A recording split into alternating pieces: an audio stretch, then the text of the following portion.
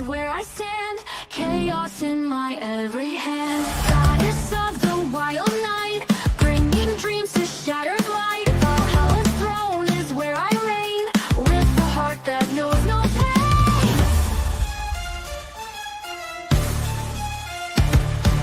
Goddess of the wild night, bringing dreams to shattered light. Valhalla's throne is where I reign, with a heart that knows no pain. Arrows of courage and might, feel the passion, feel the flight. Crave the edges of my dance, take a leap, take a chance. Attitude to lights up the sky, sassy sparks that never die. In my world you'll find the flame, burning bright without a name. Feel the thrill inside your soul, breaking chains to make you whole. Through the chaos find your way, in my kingdom you will stay. Arrows of courage and light, feel the passion, feel the flight. Crave the edges of my dance, take a leap, take a chance.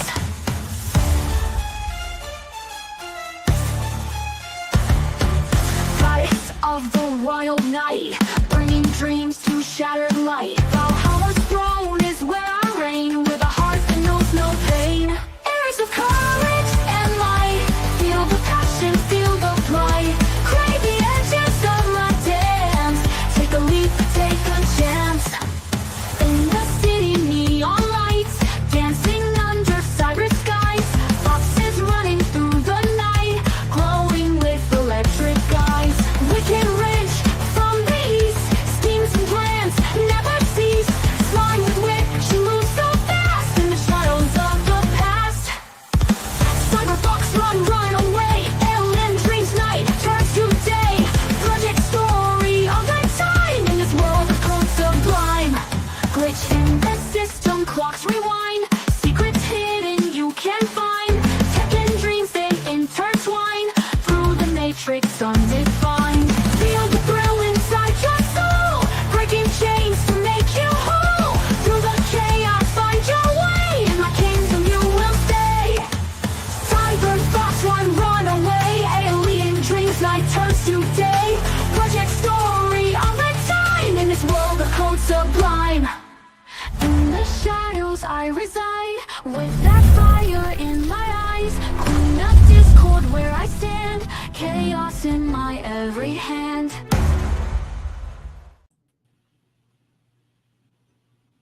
Hello. Hello. I definitely wasn't doom scrolling on Twitter. Yeah, hi. I'm here. I am here. You might notice. All right, so Arlena's back to fighting the Jedi scum. Okay. Yeah. It's fine. She's doing cleanup. She's on cleanup duty from Order 66. Okay, that apparently really didn't work well according to the new canon. True.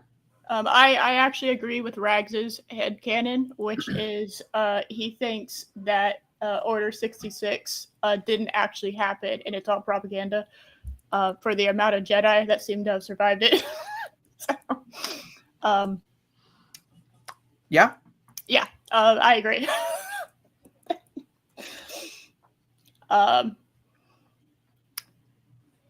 Yeah.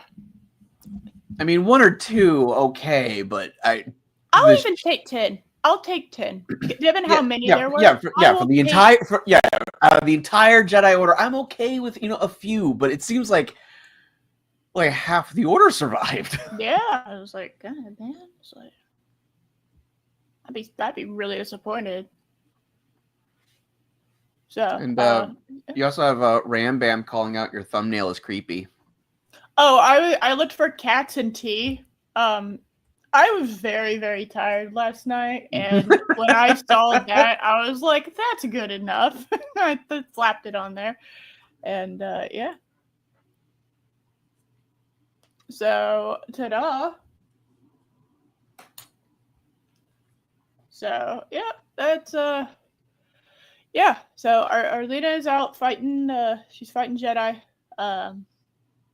And Arwen is down an internet.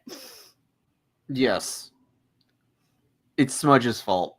It's all the smudge plot, okay, Yes. of destroying Arwen's internet. Yeah. See, that's why I was saying it. 10. I will take 10. 10 is fine, right? Like Yeah. 10's fine. And especially since galaxy. I know we've forgotten it. We're in a galaxy. But in a galaxy, yeah. Is it And close or is it far away? What? The galaxy is it a close galaxy? The galaxy is so at the center of the galaxy is Tatooine, and then everything orbits Tatooine. Even though it's in the outer rim. Yes. Okay.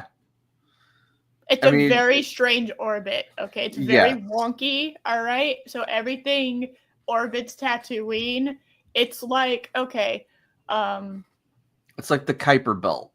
So imagine a hand throwing a frisbee, and your hand's on the outer edge of it, but your hand rotates it around, or like the frisbee around. That is Tatooine. Tatooine is the hand on the frisbee. Okay. True. Because everything of importance happens on that stupid planet. In the same city. Yes. Because there's only one city on Tatooine. Technically, that's not true. There's at least 2. No. 1. No, because Luke mentions another one. No. I'm sorry, who's Luke? Oh, Luke is the guy that failed Rey. Ah, okay. So he's a loser. I got yeah, you. yeah, Right. yeah. Gotcha. He's a total loser. Has contributed nothing of benefit. Right. So, just a loser. I gotcha. Yeah. It's fine. It's fine. He didn't do anything noteworthy or anything that benefited anybody ever at all. I'm glad he's dead because he was kind of just a net loss as a human, Yeah. No. So that was him just being edgy boy with an eye. Okay, he was in his emo phase. All right. Yeah, I mean, Luke is supposed to be like 19 in the first movie. I believe that actually. At one point, I may have said that he was like maybe like 15, but no, he's definitely 19. He's like, I want to leave. I want to do stuff. Yeah.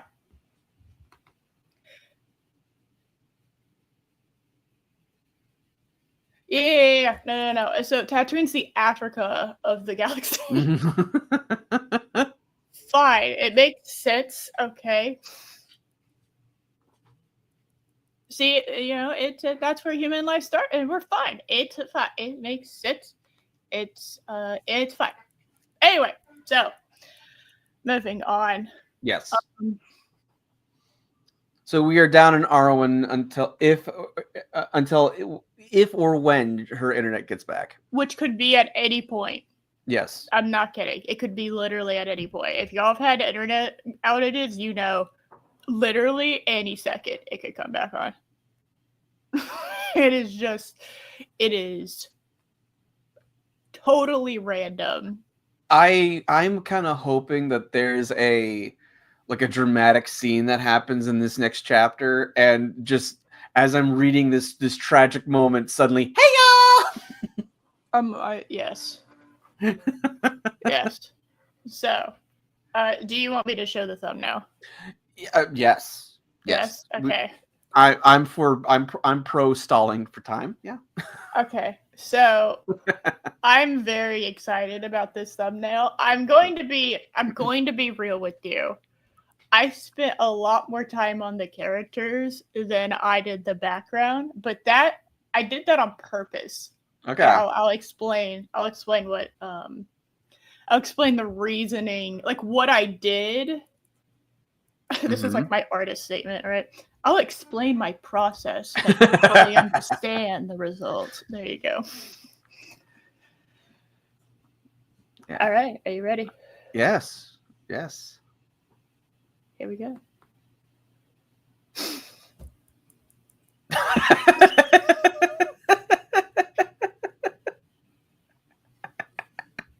You're welcome. Oh my god. You're so welcome. That Tim Curry gnome is priceless. I almost sent you a picture yesterday. I almost sent you a picture, and I was like, no, I've got to capture the real fucking. I got to actually capture the reaction. The fuck? Don't worry about it, classic. And then, yeah, we got that's. It looks like Christopher Walken. It is. Yeah. I put that into the, that actually sped up the process significantly. It's having a celebrity for them to kind of, Gives it an image to kind of go off of, yeah. Yep. And we still have Hollywood because he had one line, so. And then fucked off with his briefcase of squirrels. Right. What's Earl's backpack? What's that? All right, did you forget about the obsidian box? I did. Okay. That glowed ethereally. Okay. All right. Okay. All right, I gave him very manly neon pink backpack straps. Okay, and instead, I thought that it would be funny if the backpack actually was the obsidian box. Makes sense. Because he has a backpack randomly now. With the hot pink straps, I love it. Yep. I actually, instead of just creating a new version, I just worked around what we had because I thought it was funnier to watch the evolution of the characters. No, I like it. And what they gained and what they lost every chapter. And I have to admit, I forget who the guy up front is, the little gnome there. Oh, that's Fizwick. It's fine. He's mentioned one time, but I needed another character. Oh, right. And so here's his description. Okay. Okay. A gnome bedecked in a tiny top hat and a waistcoat embroidered with glittering beetles. I totally remember that. Yeah. Yeah, definitely. Yeah. So I don't even remember what voice I gave him. It was very high pitched, and you hated it. Oh, I gave him my Elmo voice. Yes. That's right. Okay. So there's a headcanon happening here. Okay. So, but, oh my god, Tim Curry is just, I'm loving it. What's the bag of gnomes? What is the that? gnome cookies. Oh, I forgot about the gnome cookies. We said sugar cookies with gnome frosting. The AI had no idea what to do with that. So here we are. That's fair.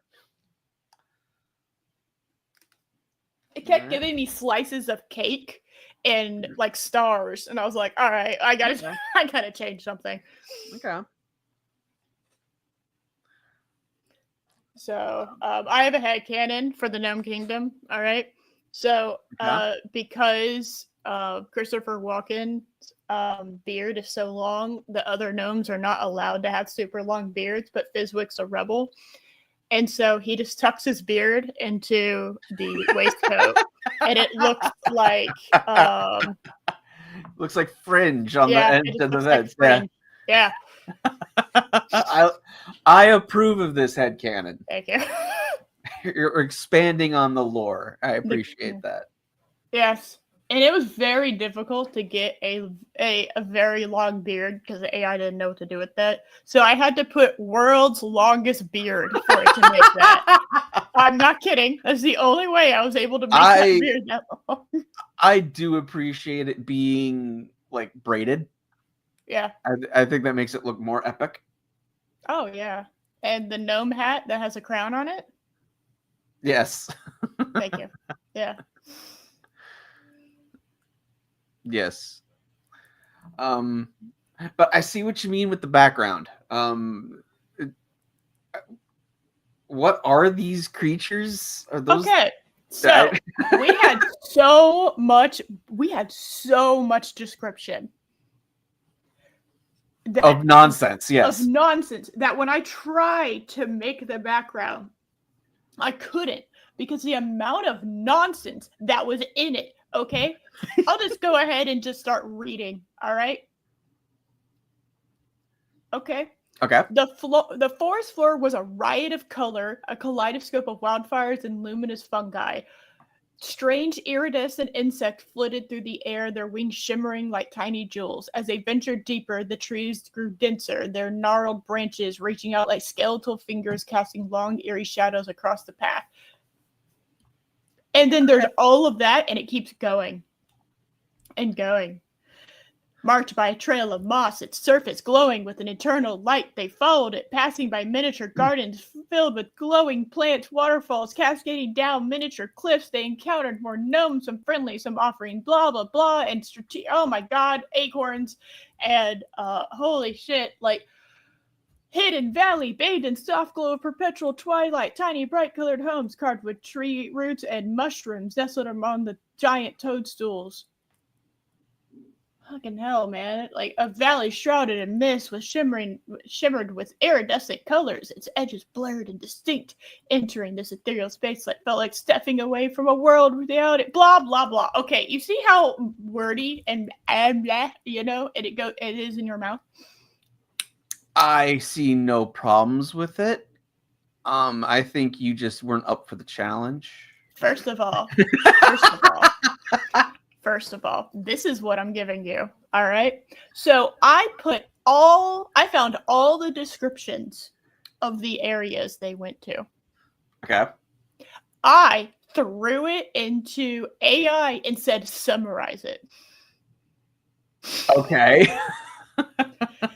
I then took that summary and I put it in to make images out of. Wow. And this is the result. Okay. So, I used AI to summarize AI to then make images from AI. There you go.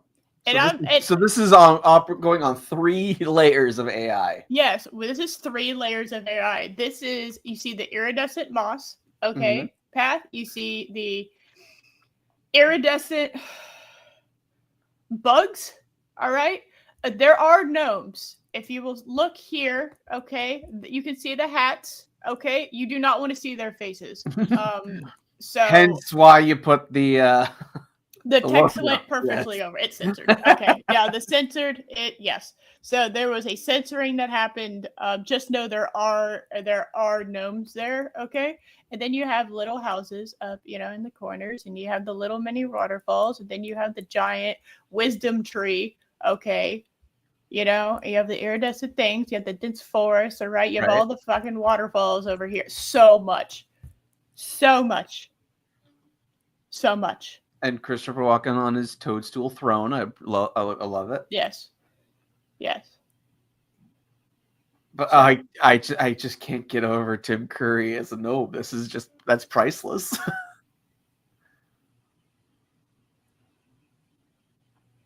Ugh. So good. It's amazing. Background's actually 2 different backgrounds I put together. I figured that. But from what the description is giving me, everything is both super far and super close, depending on whether you're a human or a gnome. So they seem to, they're like, oh, all this stuff, and then there's this waterfall, okay? And I really wanted to have them going down the waterfall, but, there was so many other descriptions that was happening, okay? That's fair. Of utter nonsense that I was just like, okay. That will be for some time. That will be for another time. So how long did Tim Curry and Christopher Walken take you to do? Maybe 45 minutes.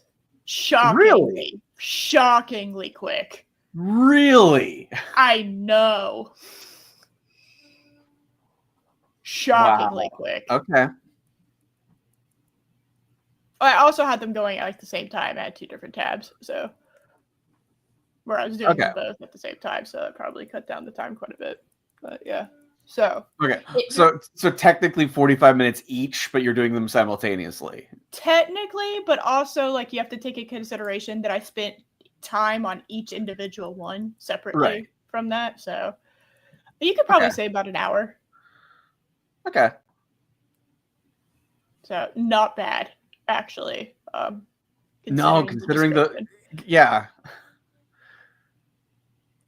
So yeah, if you're wondering the nonsense of the background, I was given nonsense. Remember how many times Josh said good luck trying to figure out the thumbnail for next week? Yes. Yeah. Yeah. I mean, we knew Christopher Walken and Tim Curry had to be in it, but that's Yes. about it. Yes. We have chamomile flowers around Cammy. Okay. We have her holding the cookies, and we have just in case. Now has Agent Smith glasses. So. Oh my goodness, Adega. Oh my god. No. So we have our characters have been added to. Mm-hmm. So. And and we've had characters that have tragically been taken away. Yep. You know, rest in peace, Barnaby. Oh yeah. He was so vital. He was so vital. I'm just gonna assume he turned into a squirrel and got put in the briefcase. So. Maybe, or was he like a squirrel that was like operating like a human suit? Maybe. Okay. Yeah. The AI is beautiful. You cannot change my mind on that. Okay. Aren't you just confused by the background? Because you should be. The background, the setting's very confusing. Yeah. So. And I had variations of it, obviously. I have more variations. That was the closest I got to having as much of the story's description of the setting in as possible. So yes.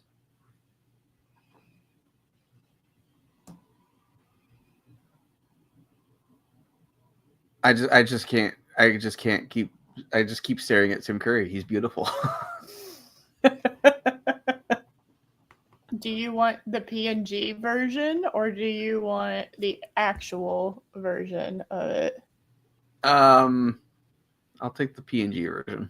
All right, let me make you the PNG version really quick. All right. I appreciate that. Oh, memento. Entertain the troops. Oh. Okay. Yeah, did you think this was just... What did you think? I don't know. So what happened in the last chapter? They had the stupid gnome games. They found Tim Curry, who gave him... Was he the guardian of the obsidian box? I'm gonna level with you. I have no idea. Adega, I would not say no to a fat head of that Tim Curry.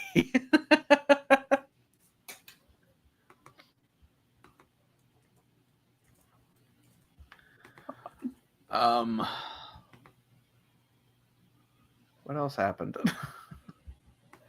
I remember because they had the emerald box, and even though they were given permission, the gnomes were outraged and they chased them. Oh yeah. For some reason. Because they ended up like doing the jumping off the cliff to save themselves type thing. Yes. That's true. I remember that. All right. Come forth, Photoshop.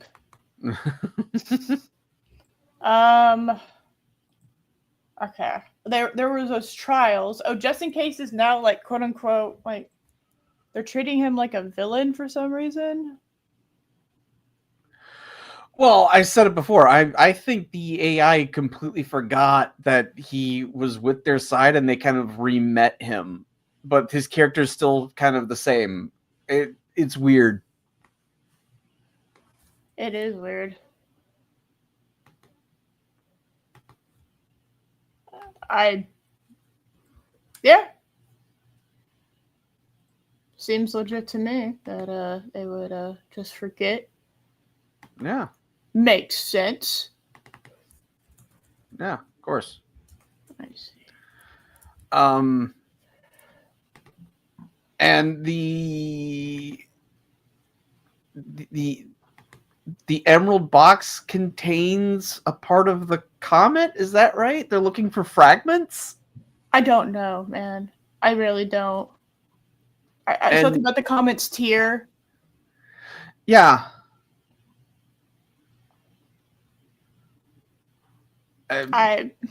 Yeah. This is Indiana Jones, clearly. Yes. This story is clearly Indiana Jones. I don't know what you're talking about. Oh yeah, like definitely. It's fine. Don't worry about it. All right. This is very important. Okay. Yeah, this is very important. It is. It absolutely is.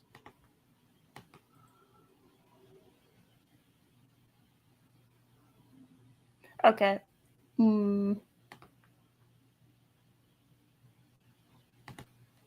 Josh, look at a Dago bringing the lore.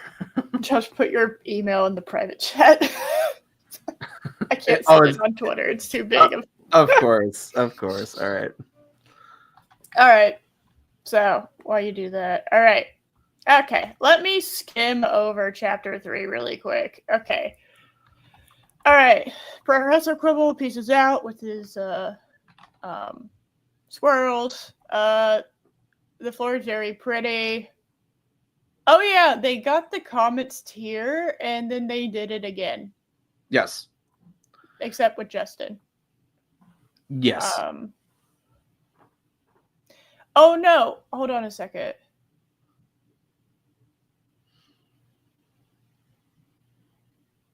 Hold on.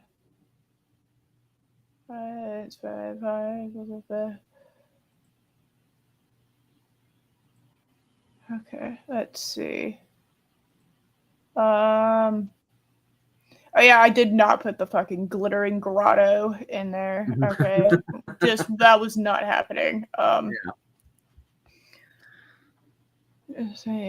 the Leprechaun games. No. Or Gnome game, whatever it was. Yeah. But did not do that.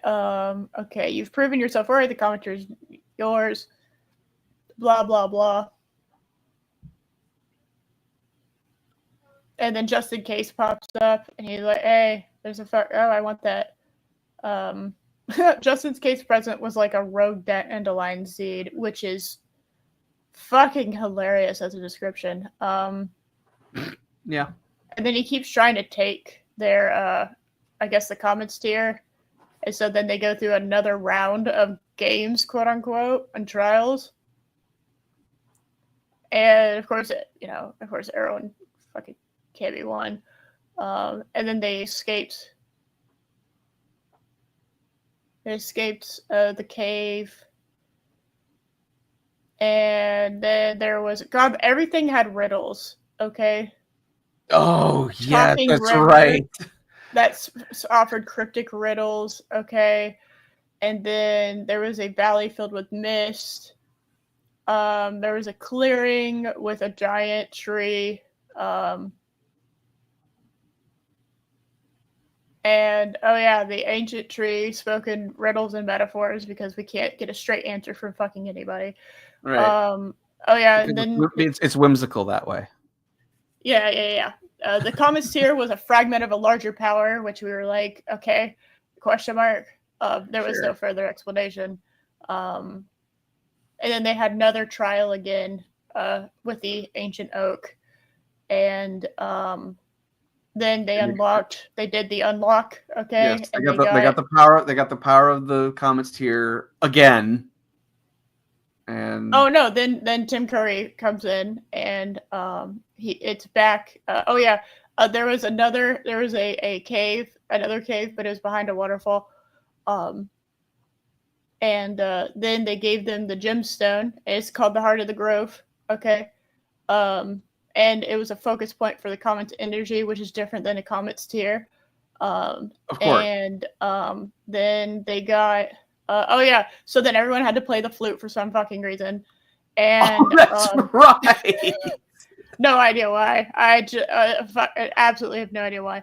And then they got a box that's made of polished obsidian, which is what Earl's wearing as a backpack. Okay.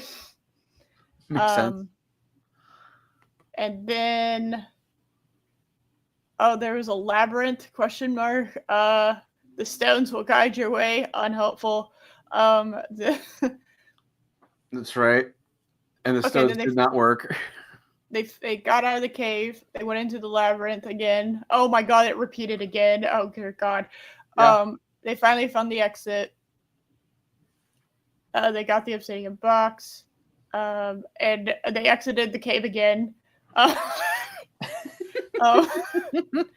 have seen their exit from the grotto was far less of whatever the word is they're choosing this time from the entering, and I've seen that phrase 3 times. I would just follow the fucking sound of water, but that's just me. Because the opening's right next to is right behind a waterfall. Waterfalls are loud. Yeah. So, oh yeah, and then the gnomes saw that they had the box, and the gnomes were like, that's rude. We call that stealing, and that's illegal. And they were like, go fuck yourself, and they jumped off a cliff. Also, the entire time this is happening, Justin is filling in his diary and talking shit and making diagrams, and it's beautiful. It's a work of art. Well, they jump off the cliff, Emperor's New Groove style, and obviously survive. Adega, that's props. So, oh my god. All right, let me get you this very, very important. This is very important. That is what I'm titling the email. There you go. It's a big boy file, okay? So you can resize it however you wish.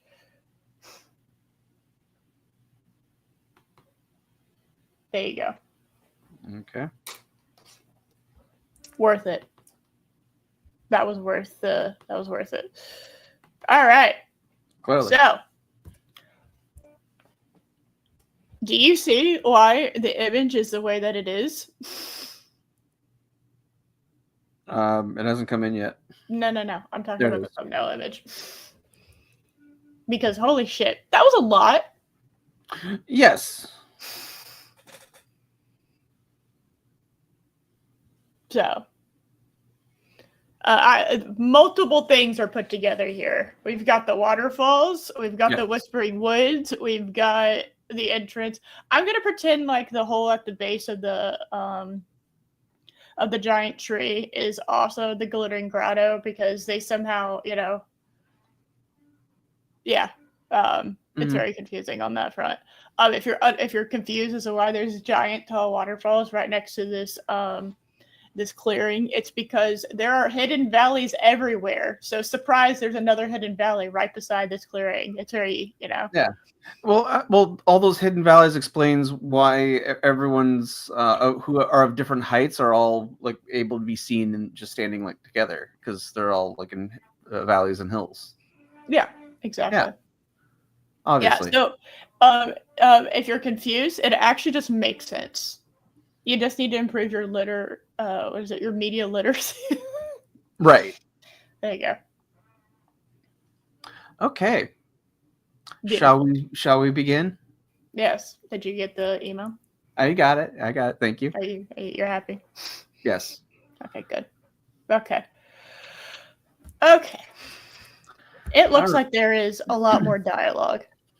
Oh, there's so much more dialogue. Yes. Yes. Wow, this actually might have the most dialogue. I am very happy about that. Okay, excellent. I have my notes for chapter 4. Okay. And I Now- will be finishing eating my lunch while we're doing this. Okay, but so are you going to be voicing Cammy as well? Oh, fuck. Okay, yep. I'm gonna do a southern draw for her. Her southern accent has returned. It's made a comeback. It's fine. All right. Because I can't do Valley Girl because then Earl and Cammy sound exactly. Is that funnier if they sound the same? I mean, it is. Okay, so I'll do Earl like low, like really low, like this, and I'll do Cammy like Amaya. Okay. Okay, we'll just do 2 different tones, and it should work out fine. Okay. All right, we have a game plan. We're professionals. All right. Okay. Oh, hold on. I already have to make a note. Oh. Give Justin Case a banana. Very, very important. Yeah. Very important. Okay. All right. Chapter 4, The Secret Island Base. I already love it. Beautiful. The moss, surprisingly resilient. Hold on. Hold on. I gotta scroll back up. Hold on. Wait. Okay. I'll read this so you don't have to read it again. All right. Okay. I'm going to read the last 3 paragraphs because I'm fucking confused. Okay. Okay. Okay. The descent was exhilarating, a dizzying plummet into the unknown. The wind whipped through their hair, and spray of the waterfall stung their faces. The vine creaked and swayed precariously under their combined weight. It should have snapped, threatening to snap at any moment, adding a thrilling layer of suspense to their already dramatic escape. Oh, that's right. They tied a vine to their waist. Yes. So shouldn't that have just snapped their spines? Oh, I just thought everything would have snapped. I thought the Yeah. vine would snap. Like, there's no way. There's no way, right? There's 3 people. And Justin has wings in our headcanon, so it makes it funnier. True. Because it kind of makes it feel like he's trying to kill them. Below the river surge, a frothing torrent ready to swallow them whole. They gripped the vine with white knuckles, their hearts pounding in their chests. The gnomes were mere moments behind them, their tiny voices echoing with frustrated rage as they watched them disappear over the edge. By the way, these people are the size of your thumb. So in reality, you could probably wipe out the whole village by stomping on them. Yeah. So. Yeah. Just as they felt the vine strain to its limit, they reached the bottom, landing with a breathless thud in a bed of soft moss near the riverbank. I probably would have just gone in the water. They were safe, though slightly bruised and soaking wet. Their adventure wasn't over, but for now, they successfully escaped the wrath of the mischievous gnome kingdom. Their next challenge awaited them, a journey through the treacherous whispering. It's in the thumbnail. Yeah. We already, okay, fine. Guided only by, I forgot that we went back. Guided only by the instinct and newfound respect of the unpredictable nature of tiny, fierce, protective gnomes. I don't respect them, it's fine. The escape had given them a much needed, the journey through the labyrinth and the ultimately the confirmation with its guardians felt closer now. Okay. We already went through the labyrinth, it's fine though. The escape had given them a their second time through made them closer. Yeah. The escape had given them a much-needed break and a shared experience that cemented their teamwork, but the suspense of what lied ahead hung heavy in the air. Okay, so they jumped off with the vine tapped around their waist, the waterfall, and then they smacked into moss, which moss is usually on rock. Usually, yeah. I would have probably gone in the water, personally. So, waterfall, water... I mean, you have the, there might be sharp rocks at the bottom, but the water tension's broken by the waterfall constantly, so you don't have to worry about that. And Rambam, Absolutely. Everything strengthens people's bonds. Oh, yes. Yes, sorry. That one without stand-up. Yeah. Yeah. No, obviously, yeah. So. All right. So, Chapter 4, The Secret understand. Island Base. Okay, we now have the context. Yes, we needed that believe it or not, we needed that context because I did not know what I was shocked. Said the moss. Okay. I thought they jumped in the river. I did not I thought so too, but they did land in the moss, as indicated. All right. The moss, surprisingly resilient, cushioned their landing, but the river's icy spray still sent shivers down their spines. Shaking the water from their hair, they surveyed their surroundings. The roar of the waterfall had subsided to a distant rumble. They haven't moved. Okay. It's a moving waterfall. Replaced by the whisper of the wind rustling through unseen leaves. They were in a narrow gorge, the steep moss-covered walls closing in on them. A narrow, winding path, barely visible beneath the undergrowth, snaked its way upwards, disappearing into the shadowy depths of the gorge. Right. Hard. Well, that was ...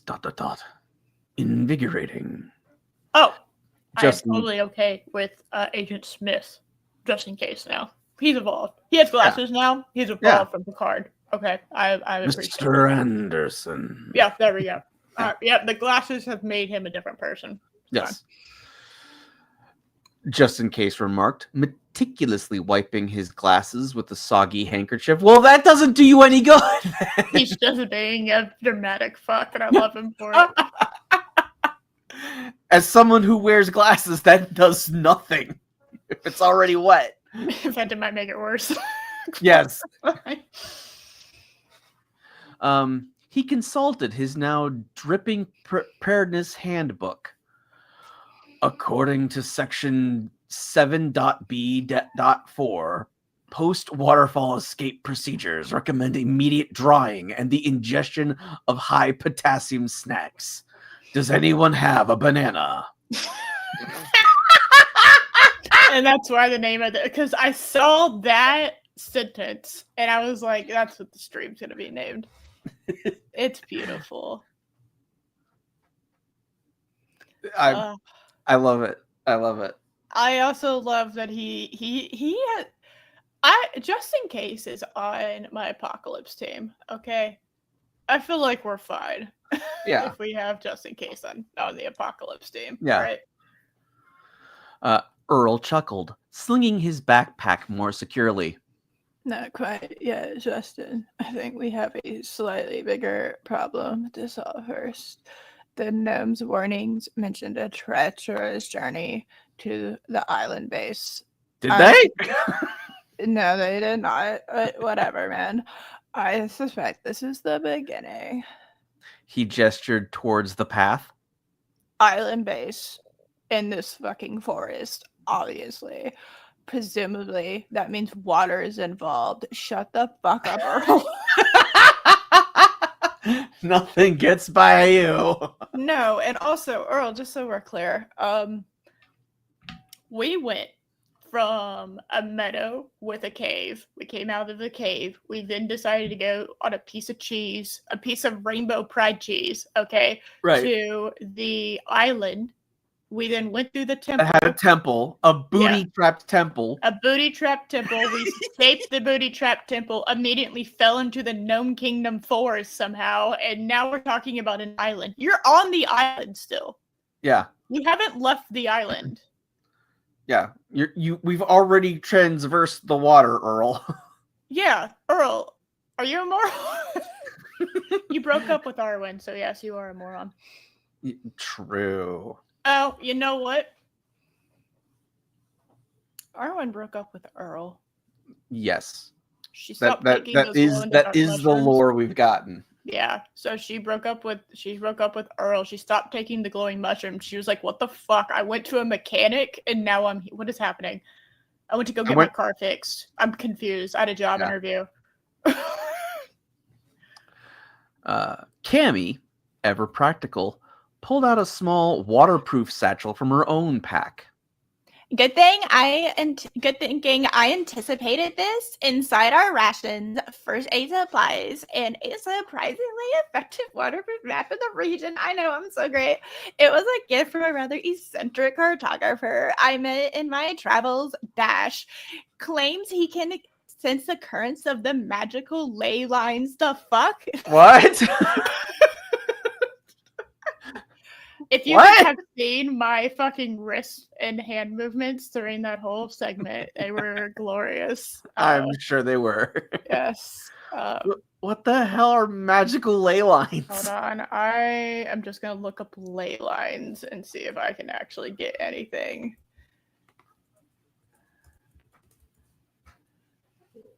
Okay. Ley lines are a concept, not a physical reality. Great.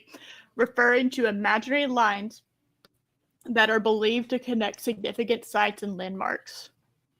The idea is that these lines are aligned. I was thinking they're like topography lines. No, it gets better. No. Okay. The idea is that these lines are aligned in a straight pattern, sometimes with proponent.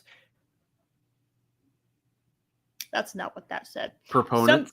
That's not the word that is actually displayed here. That's what I read. So I'm going to skip past this word because there's absolutely no way that this. Okay. Sometimes with spiritual or magical significance.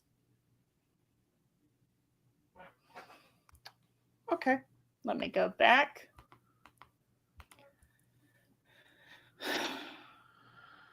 Okay. We should sense occurrence of the magical ley lines. Okay. So that made everything dumber somehow. So yes. The map, unfolded under the dim light filtering through the gorge, depicted a complex network of rivers and streams, ultimately leading to a small, almost insignificant island marked with a single cryptic symbol. A stylized oak tree intertwined with a serpent. Hey, description! Yeah. A description of a symbol. How about that? Hold on. I'm copying and pasting. Okay. Continue. The path, it showed, led directly to a hidden river inlet, a secret passage to the sea. Okay. All right. Sure. It's an island. Yeah. We're already on an island, so just walk in a line and you will eventually get to there. No, like seriously though, you will. Yeah. Their journey along the river began a seemingly or you could just follow the river. That too. Oh my god, there's a river. Yeah, just follow the river, you moron. Literally just follow the river downstream and you will eventually find the ocean. Their journey began along the river. Yeah? Yeah. Yeah. Okay. Their journey along the river began a seemingly endless procession of twists and turns. It's a river. They do that. It's a river. The gorge narrowed and widened. It's a river. They do that. The path sometimes disappearing entirely. Not helpful. Forcing them to scramble over slippery rocks and wade through icy streams. I thought the river... So there's a path alongside the river? I thought they were just following... Okay. It's a secret passage, but there's a noticeable path where people have walked before. Okay. All right. I like the idea that it's a hidden secret path and there's like lights. It's like lit. There's signs. Yes, hold on. There's benches. River with a well lit path and benches. Potentially. I don't know how long this is going to... I don't know if this is going to... We have no idea what nonsense lays in store for us. Yeah, so I'm just starting with that. So. Yeah. The air grew thick with the scent of damp earth and decaying leaves, a pungent perfume that clung to their clothes and hair. That's why you should bathe regularly. Just saying. They haven't yet.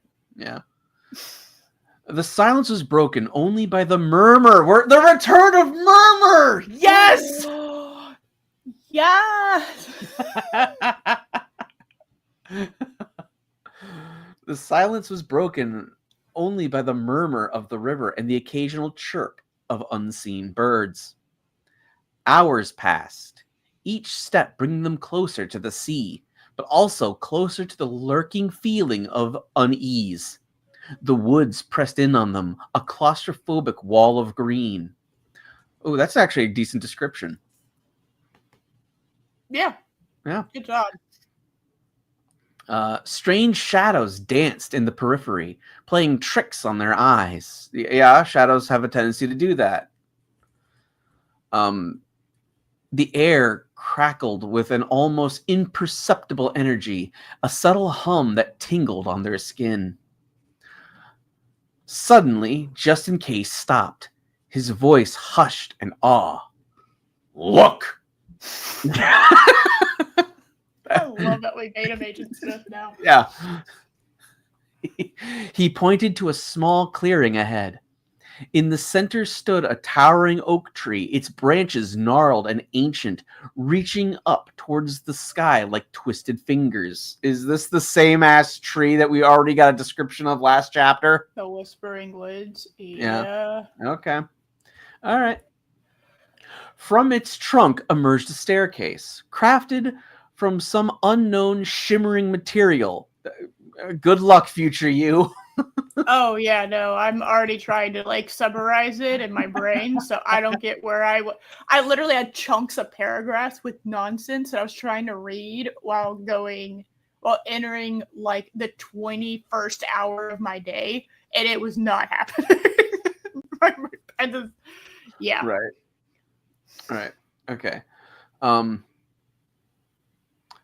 From its trunk emerged a staircase crafted from some unknown shimmering material, leading down to a hidden cove. Cammy. Oh, I know. I was just trying to summarize, and then I got lost again. All right. It's beautiful. It was barely English. Yeah, I know. She has a Valley Girl dialect. It's See, Earl goes like, and she goes, I get it. Hey, memes. I'm sure this isn't just confusing. No, it makes perfect sense. It's fine. Yeah. We're just continuing our AI story nonsense. Oh God, we have new Fuck me, we have new characters. Yes, we did. I'll voice this next one. Okay, sure. I'm very limited in my repertoire. All right. Okay. Cammy whispered, her breath catching in her throat. As they approached the cove, the true wonder of it was revealed. A small, sleek vessel resembling a Viking longship, but crafted. Why are the Vikings here? Yeah. A small, sleek vessel resembling a Viking longship, but crafted from a polished obsidian-like material. God damn it, I hate polished obsidian. I mean, a sleek obsidian Viking boat does sound pretty badass. Yeah. I'm not gonna lie. A river with patent benches opens up to, what did it say? A towering oak tree. Ram Bam's mad that there's a boat made out of obsidian. Yeah, you know that thing that would definitely fucking sink? Yeah. Yes. Yeah, it's way too heavy. Now, it does say obsidian. It does say obsidian-like material, not obsidian. That's still gonna save me, Captain.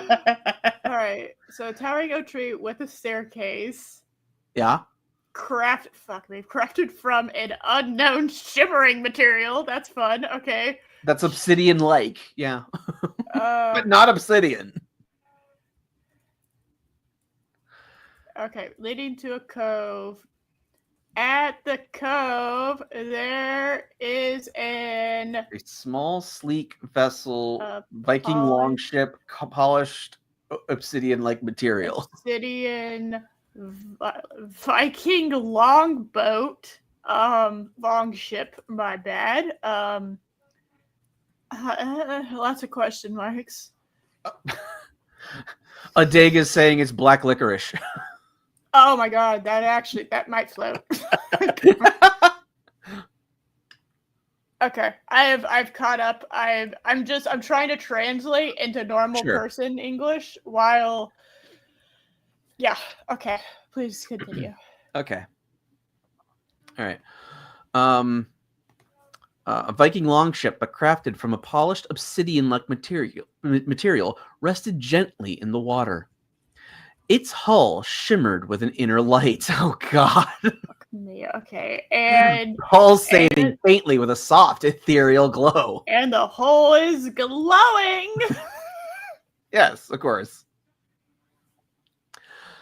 A single figure stood at the helm. A woman with piercing blue eyes and hair as black as midnight. There we go. We have a description.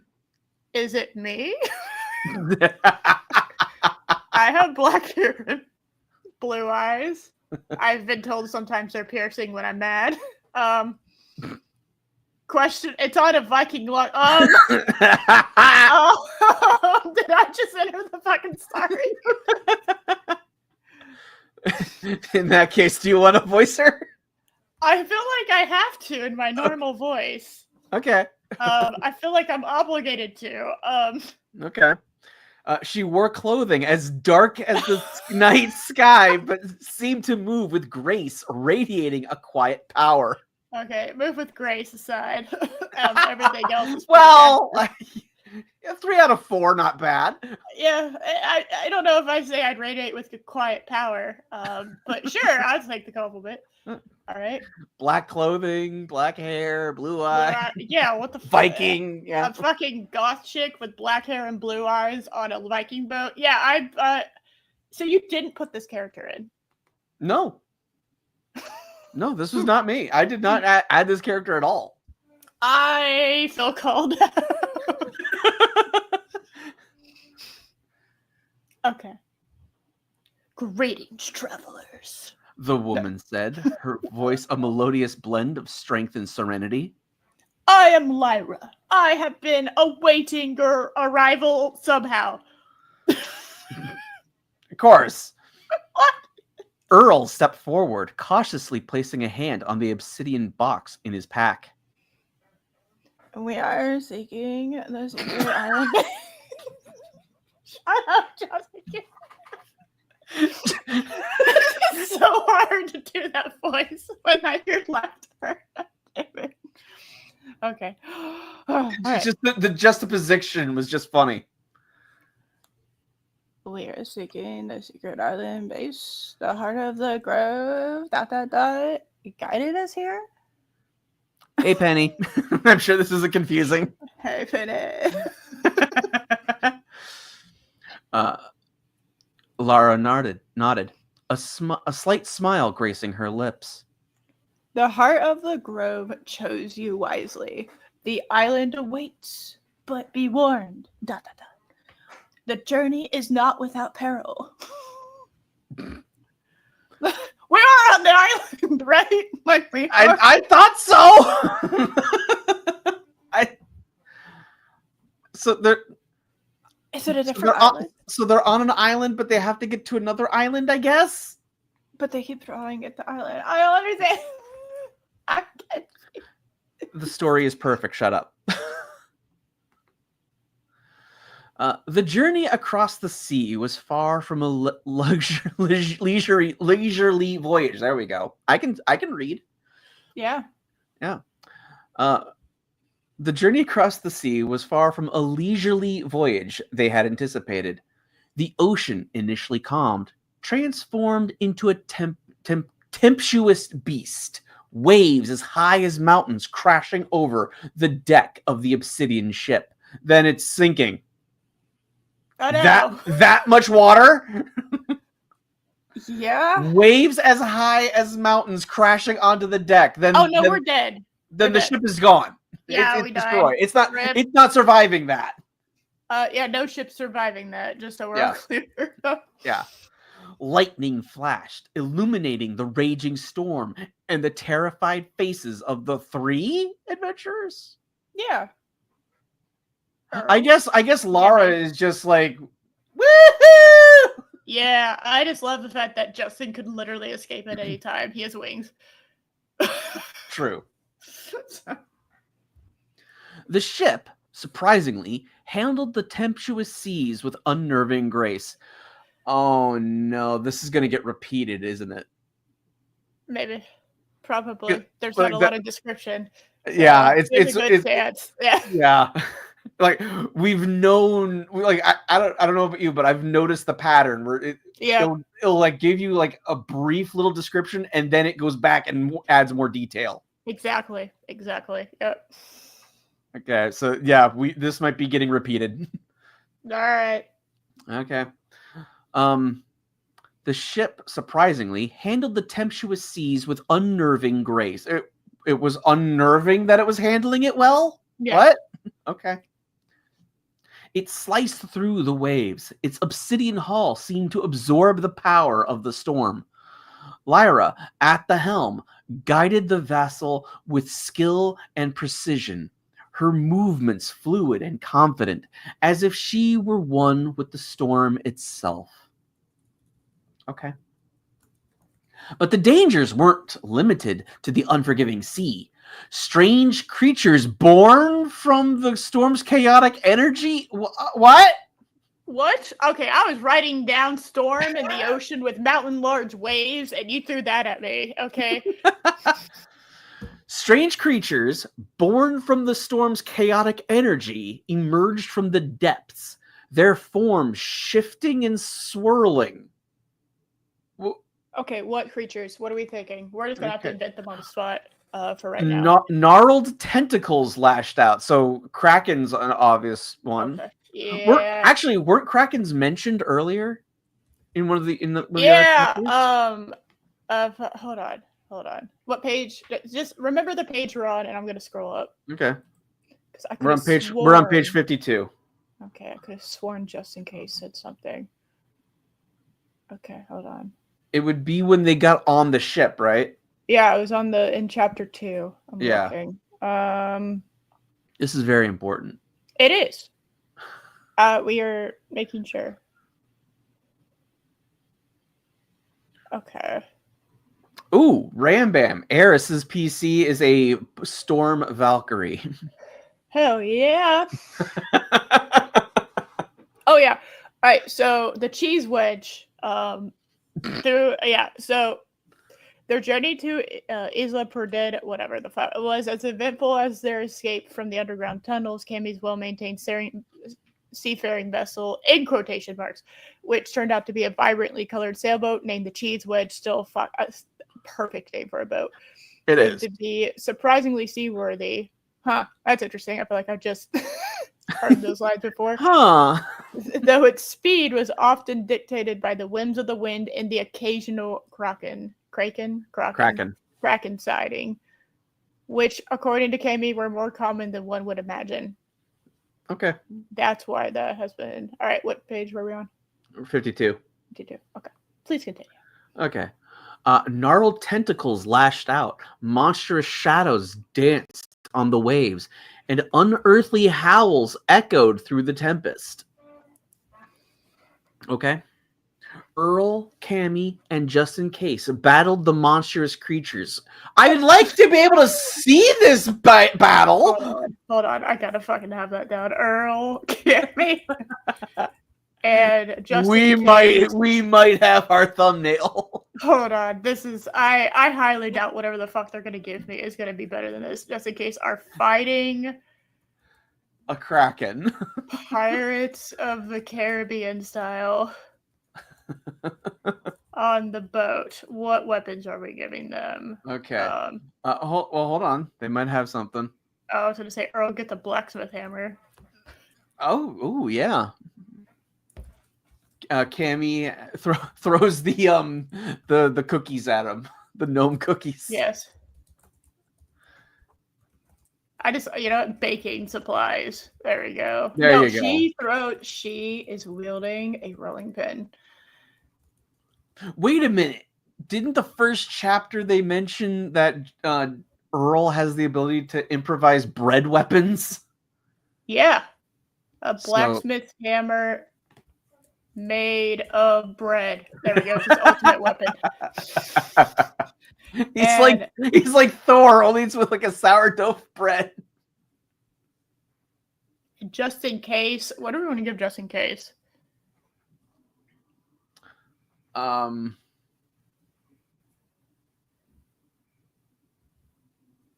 this is assuming this is going to be relevant in 5 minutes. Okay, but I love this idea. Very, very true. I picture him. Give him a glitter crossbow. I like the glitter crossbow. It fits the world, doesn't it? It does. And it's going to be green. Emerald green. There we go. Yeah. It matches whole aesthetic. Emerald. Oh, if you could put him in like the James Bond pose with the crossbow, that'd be amazing. The James Bond pose, potentially. I don't know. Again, this might not even be relevant in 5 minutes. It's fine. Very true. Very, very, very true. Okay. Earl, Cammy, and Just in Case battled the monstrous creatures. Their combined skills tested their limits. Earl, relying on his natural strength and agility, fought with a surprisingly effective mixture of improvised weapons and sheer grit. Cammy used her wit and her knowledge of arcane arts to disrupt the creature's attacks. Of course. Hold on. I gotta make the rolling pin is glowing purple. Okay, there we go. Okay. Arcane. Okay. Yes, Ram Bam. A whimsical emerald green glitter crossbow. Obviously. Yeah. Yeah. Just in Case, surprisingly, proved more resourceful than expected. Hey, don't diss him like that. He's our boy. He's the best character. Okay. Creating improvised traps and defensive formations, all while meticulously documenting the creature's behaviors. Love him. He set up a bunch of shit and then fucking just sat down and wrote his journal. I love him. It's so good. Through it all, Lyra remained steadfast. Her commands clear and precise. Her commands to just 3 people. Okay. Because like it hasn't mentioned a crew. No, I soloed this bitch, man. I don't know what you're talking about. Yeah, you're a whimsical journey Uber. That's all you are. Well, I'm like Charon. I am I ship people off to the underworld. It's great. Ram Bam, yes, I totally want to see Justin's journal. Oh, I just love the fact that he journals everything. That's so great. I love that that's been consistent for him. Yeah. I want to read his book. One of the few things in this nonsense that has been actually somewhat consistent. Oh, the fact that Cammy still hasn't been described is also consistent. I still have no idea what she actually looks like. Yeah. Hey, I made her hot, and it's just up to the reader's imagination. Okay. Yeah. I made her kind of universally hot, and we just yeah. Okay. The Obsidian ship, a beacon of defiance in the maelstrom, carried them forward, inching closer to the mysterious island base, a secret destination hidden beyond the veil of storm and chaos. I can't wait. I can't wait until we get a more description of that scene. Josh. Yes. This is Skull Island. Right? Yeah. Yeah. Like, okay. Because I was like, why does this sound familiar? Skull Island. Yeah. Yeah. No, clearly it's Indiana Jones. I forgot it was Indiana Jones. It's like I put in the commands for the AI story, and I put it in following the Gronk breakdown of Indiana Jones and the Raiders of the Lost Ark. Okay. Yeah. I don't see it at all. I saw it a little bit in the temple. Like a little bit. A little. Yeah. But I mean it has gone in its own direction. Oh yeah. All right. As dawn broke, the storm began to subside. The sun, a molten disk rising above the horizon. Okay, settle down. Yeah, calm down, but I like it. Calm down, but you know, Yeah. I do like it. Bathed the ocean in a golden light. In the distance, shrouded in the mist, lay the island. Not the island we were on, the island we're going to. Yeah, we went in a circle. Yeah. We went to the back of the island. If it mentions that when they get on the island, they see a temple, that'll be amazing. On the opposite side. We just moved to the back of it. We just turned around, basically. Yes. Yes.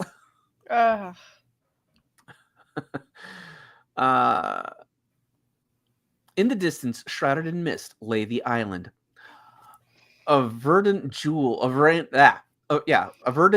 verdant jewel amidst the vast expanse of the ocean. Its shores were hidden from view and shrouded in mist. Again, you've already mentioned that they were shrouded, but okay. Its presence only becoming apparent as they ventured through the remnants of the storm. Yeah. Yes. Okay. All right. The island, they soon discovered, was not only a marvel of natural beauty, but also a testament to ancient magic. It just loves that word, testament. The vegetation was lush and vibrant, the air thick with the scent of exotic blossoms and strange herbs. Hidden amongst the trees, they discovered ancient ruins, remnants of a civilization lost to time. So it could be a temple. We're not sure yet. I'm very excited. If it is a temple, I will lose my fucking mind. I'm doing my best not to read ahead. Yeah. As they approached the island shore, they noticed a figure standing alone on the beach. A tall, slender man with a long white beard and eyes that shone with an otherworldly light. Hey, Snorty. Yeah. He stood waiting, as if he had been waiting for their arrival since time immemorial. Okay, calm the fuck down. It's like the Guardian in Crusade. Sure. Okay. All right. Sure. All right. No, this is fine. Yeah. Just I got nothing better to do. I'll just wait for people.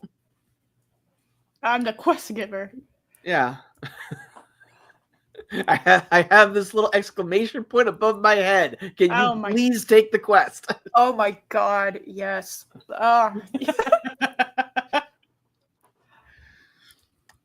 The journey had been perilous, but the sight of the island bathed in the golden sunlight filled them with a sense of awe and anticipation. Their quest was far from over, but for now they had reached their destination. A secret island base.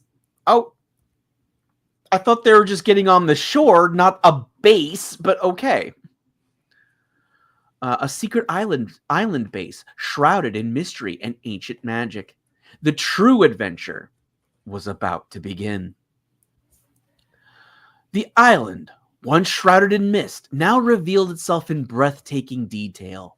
Towering trees, unlike any they had ever seen, reached towards the heavens.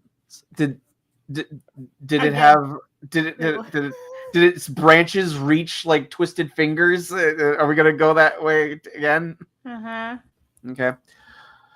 Towering trees, unlike any they'd ever seen, reached towards the heavens, their leaves shimmering with an iridescent sheen. It loves that word iridescent too, doesn't it? It does. I've seen that like 8 times. It is crazy. The air hummed with an energy that tingled on their skin. Again, a palpable sense of magic that was both exhilarating and slightly unnerving. Strange flowers bloomed in vibrant, impossible colors. Good luck, Gronk. Yep. Impossible colors. I usually just take impossible colors out and I just put vibrant, bright, like colors. So impossible colors, meaning it would be like completely black to us, right? I mean, that's assuming we even like understand that. Oh God. To move on. Yeah, we will go down a rabbit hole of trying to figure out what an impossible color would look like on the visual spectrum of the humans, because we wouldn't be able to see it. Exactly. I mean, we have it would a be range. Invisible, right? Yeah. That's what I mean. Like if something was in a color that we can't see, it would just be black or just be dark to us. Or just you wouldn't see it at all. Like it just like the color, like it would be, you know. But then but you would also not be able to see like something that was behind it, right? So I don't know. It would just be like this blankness in space. I don't know. Anyway. Yep. Okay.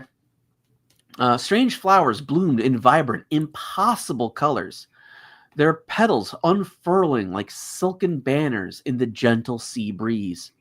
The very air seemed to sing, a melody of ancient power resonating through the island's heart. As they stepped onto the white sand beach, the ground beneath their feet felt strangely warm. It's sand. Sand gets like extremely hot. You know that, right? Yeah, it's annoying when you go to the beach and the sand is so hot that you can't take your shoes off. It's like, well, that was like half the reason I came here, but that's fine, I guess. Yeah. The ground beneath their feet felt strangely warm, almost as if it pulsed with a life of its own. Why is the sand pull? Oh my gosh, sand sharks. Yeah. That is a good question, Snorty. Yeah, I'm trying to figure out how the hell I'm going to describe this fucking island. Oh my god. Okay. Yeah. The air itself tasted different. Sweet and sharp, with a hint of ozone and something else entirely. ... Something ancient and wild. It was as if the island itself was breathing, a living entity pulsating with untold power. Okay. All right. Okay. Sure. Why not? Sure. All right. No, it's fine. Don't worry about it. Yeah. The old man on the beach, his beard flowing like a waterfall of moonlight, smiled. Thank you. Okay.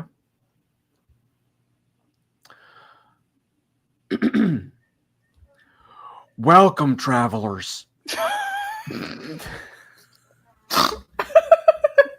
don't know what voice I was expecting. That was not it. And I love that we keep saying welcome, travelers. Greetings, travelers.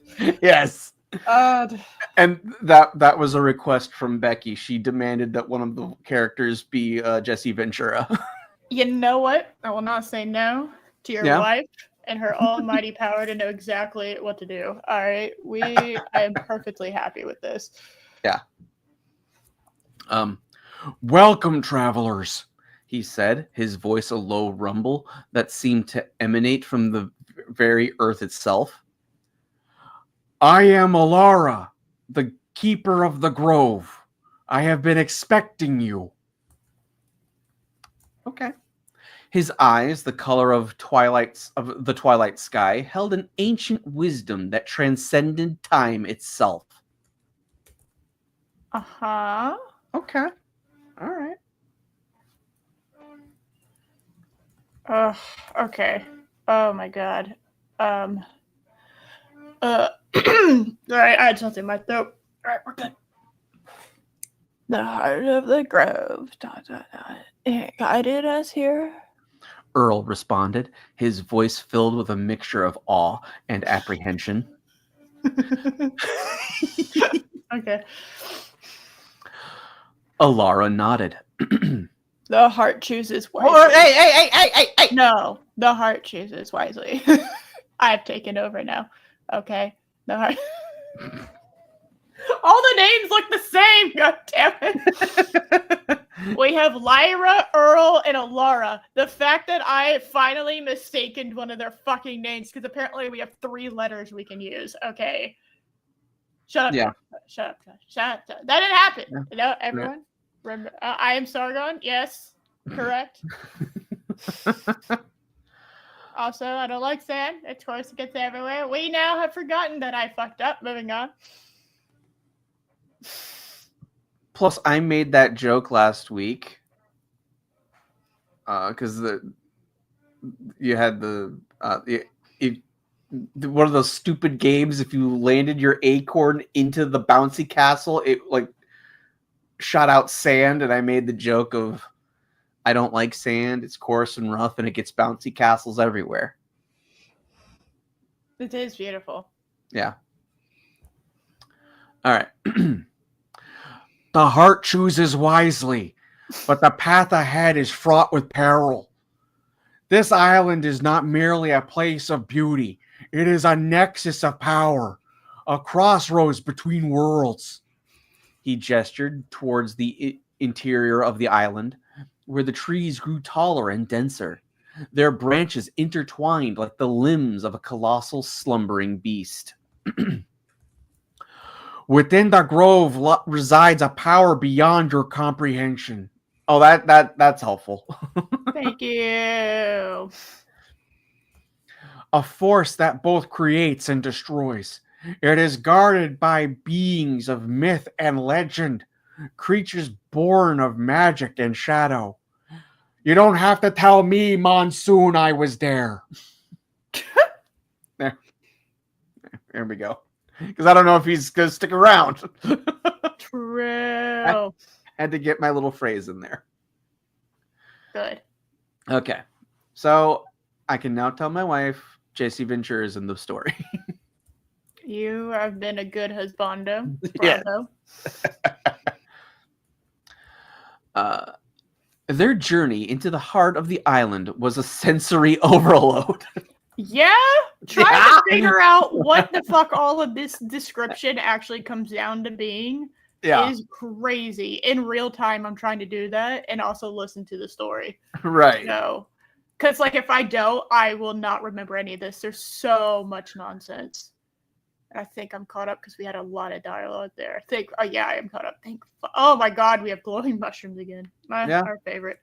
Giant luminous mushrooms cast an ethereal glow upon their path, illuminating strange and wonderful creatures. Tiny winged sprites flittered among the trees, their laughter echoing like wind chimes. Gigantic iridescent butterflies with wings spanning several feet drifted lazily through the air, their delicate bodies seeming to defy gravity. Oh, Mothra. Yes. Yes. Make them Mothra. That's my girl. I actually have a Mothra plushie right behind my laptop right now that I got from Books A Million. She is beautiful, and I love Mothra. Mothra is such a good. She is like the only rational one. She's like, guys, except for that one movie that we don't talk about, where, while trying to save the twins, she basically destroys the entire city of Tokyo. It's kind of, after being called the Protector, it's kind of embarrassing, honestly. But yeah, I love Mothra. Yes, the new Mothra, they did her good, and the new shit. I love Mothra in like pretty much every iteration, but they really did her good. I love Mothra. She's so great. I Makes me haven't very seen Night of happy. the Monsters yet. Hmm? I haven't seen Night of the Monsters yet. I have not either. I'm talking about the a legendary franchise. Night of the Monsters. This is important. This is very important.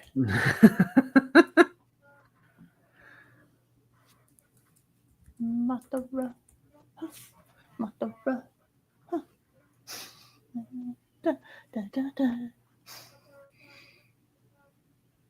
Always the first thing that comes up when I look up Mothra is what is her relationship with Godzilla? Y'all need to calm down.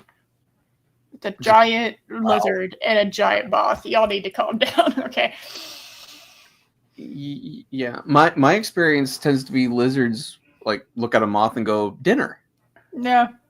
Except Mothra is annoyingly beneficial to Godzilla. Usually gets his ass out of a lot of tough spots. Usually, yeah.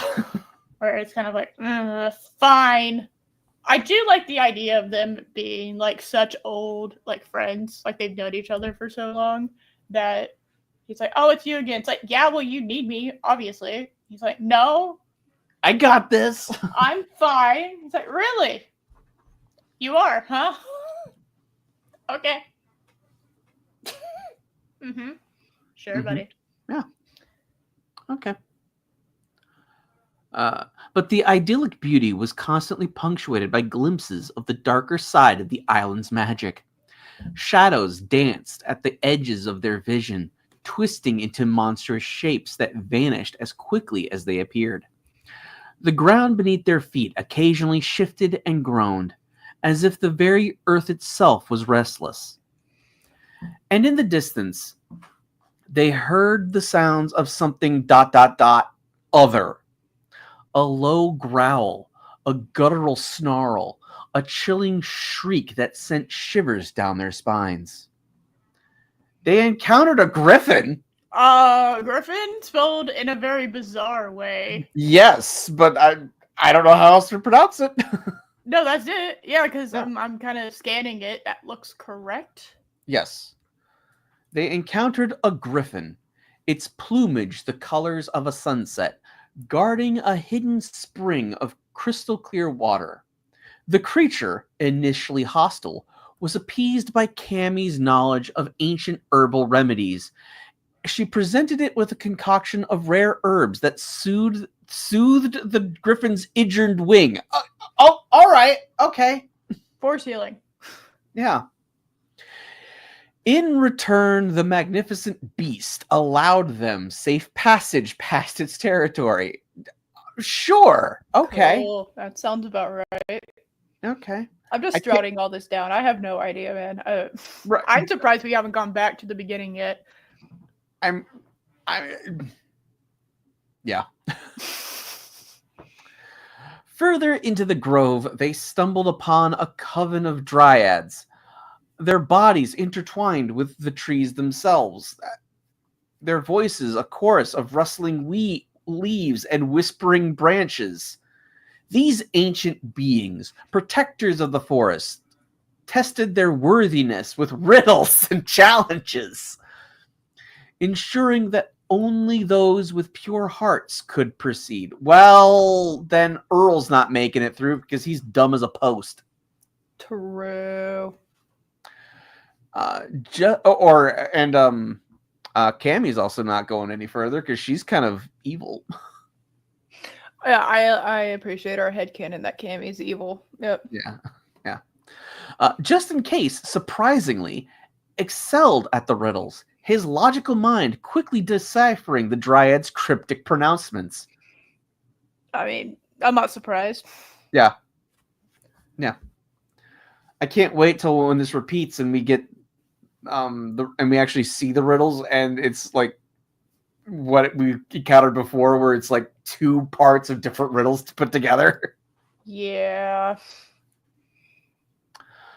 They also face the wrath of a mischievous band of mischievous forest sprites.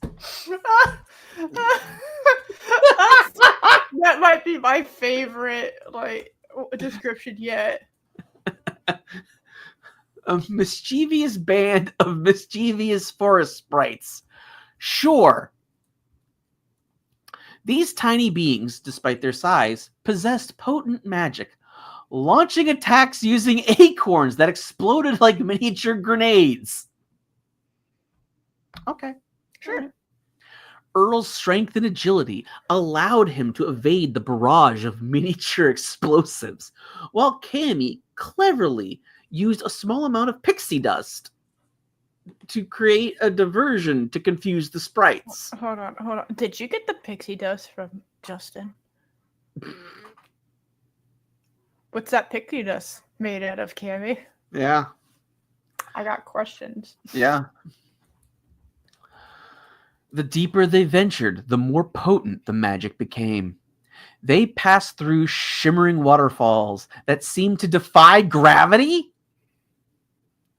transversed crystal bridges that hummed with energy, and navigated through forests where the trees themselves seemed to move and sway, communicating with each other in a language they couldn't understand. What, you mean no one's fluent in tree? I'm disappointed in you, Justin. Yeah. Maybe he just didn't feel like it. Maybe they were talking shit and he didn't want them to. All right.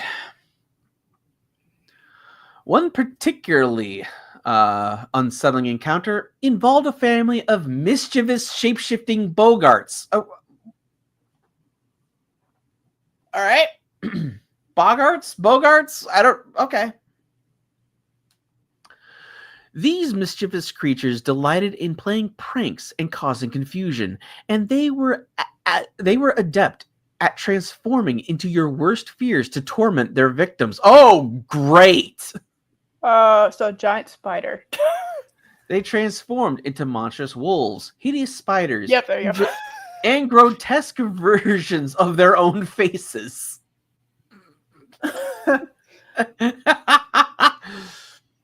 Each designed to test their resolve and bravery. However, through collective efforts and a shared burst of laughter, they managed. Ridiculous. There we go. They managed to defeat the Bogart's illusions, causing the creatures to flee in frustration. So now we're in Harry Potter. This is what I've come to realize. We're in Harry Potter. That's what we've done. Because now you have Bogarts, and laughing at them is how you get rid of them. That's Harry Potter. Yep. Okay. Okay. All right. The culmination of their journey was an encounter with the guardian of the heart of the grove, a majestic phoenix. Its fires ablaze with ethereal fire. This majestic creature, a symbol of both destruction and rebirth, tested their courage and their willingness to sacrifice for the greater good. They needed to prove their dedication to protecting the balance of nature before the magnificent creature would allow them access to the heart of the grove. At least it's not fucking riddles. Yeah, we only had one riddle. The test involved facing their deepest fears. I thought they just did that. Oh, hey, that's not that bad of a revamp. Yeah. A terrifying confrontation with their own inner demons, manifested as powerful illusions woven from their insecurities and anxieties. This was a battle not of physical strength, but of mental fortitude, a test of self-discovery and growth. They had to conquer their initial struggles before they could hope to manage the external threats posed by the island's guardians. They faced their darkest moments and emerged stronger, united and ready for whatever the heart of the grove held. So it strengthened their bonds. We can say that, right? I mean, I'm going to believe that. Yeah. Lyra, her gaze unwavering, guided them because she knows the island, apparently. Okay. Sure. I thought she was just their Uber, but all right. She's still around. It's fine. Don't worry about it. Yeah. Her knowledge of the island's magic proved invaluable. Oh, of course. I know things. Yeah. Her calm demeanor, a constant reassurance in the face of the island's many supernatural inhabitants. Each challenge tested their abilities, pushing them to their physical and mental limits. But they persevered, their teamwork and camaraderie unbroken. The island, initially terrifying, began to unveil its true nature. A place of wonder, power, and ancient secrets. I thought we already knew that. Nope, new information. Okay. They were not merely visitors, but initiates. All right. But initiates into a mystical realm where the boundaries between fantasy and reality blurred. Tell me about it! Yeah? And now, finally, they stood at the heart of the grove. Again. Oh my god. Where they were ready to face whatever challenges lay ahead. The climax of their adventure was near. The true purpose of their journey about to be revealed. Is this the filler episode? It's beginning to feel that way. Okay. I'm still waiting for it to go back in time. Yeah, it's weird that it has it. Yeah. That's a consistent feature. Yeah.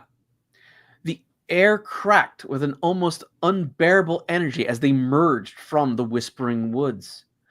Before them lay a breathtaking vista of vast plain, shimmering under the iridescent light of the island's unique flora, stretched out like a silken carpet. But the beauty was deceptive. The plain teeming with life, a swirling mass of tiny iridescent wings and glittering spears. I'm putting none of this in just so we're both clear. Okay. Yeah. There's the word iridescent in kaleidoscope, and it has been Yeah. used so many times. Yeah. A pixie army numbering in the thousands What? stood arrayed. What the okay, I'm back. Hold on. I like that got very, very word salad-y. Hold on. Fuck. So I was wondering why you didn't latch on to glittering spears. I'm gonna be real. Okay. You that zoned could be out. anything. Did you see how Griffin was spelled? True. That could have been anything. True. Yeah. So the plane teemed with life, a swirling mass of tiny iridescent wings and glittering spears. Okay. And you completely ignored spears. You were going on a rant about iridescent being used. How many times has it been used? Oh, I know, but you glossed over spears entirely. Yes, that was very easy to do, shockingly. A pixie army, numbering in the thousands, stood arrayed before them, a living kaleidoscope of color and fury.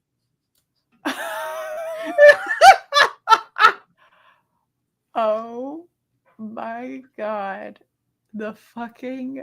Just please continue going. And I think obviously you know who you're about to voice, right? Yes, okay. I do. I see All it. And it's a shame someone isn't here because they would be perfect perfect for this. They would be perfect. They were made for this character. Oh my, I am so upset. You're a cow. She was born for this. Holy shit. Yes. Okay. Damn it, Arwen! Why are I you know. here? I somehow got thrown in this, but you became evil and got thrown into this. This is beautiful. Okay. You know what this character is going to look like, right? Yeah. Yeah. Unless I'm told otherwise, and even then I'm not gonna do it. Red hair. Yep. Yep. Red. Yep. She has red hair. Yep. Okay. Their leader, a pixie of exceptional size, relatively Oh wait.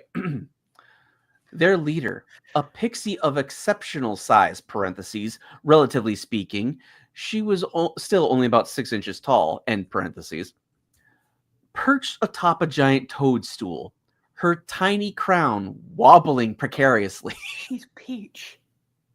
Yeah. She surveyed the adventures with beady, malevolent eyes. Well. She shrieked, her voice a high-pitched whine that somehow managed to be both irritating and terrifying. Look what the cat dragged in, y'all!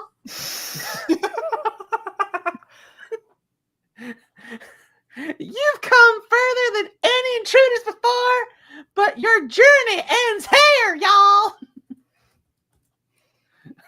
Damn. I mean, like, Arwen, where are you? damn it, Arwen. This is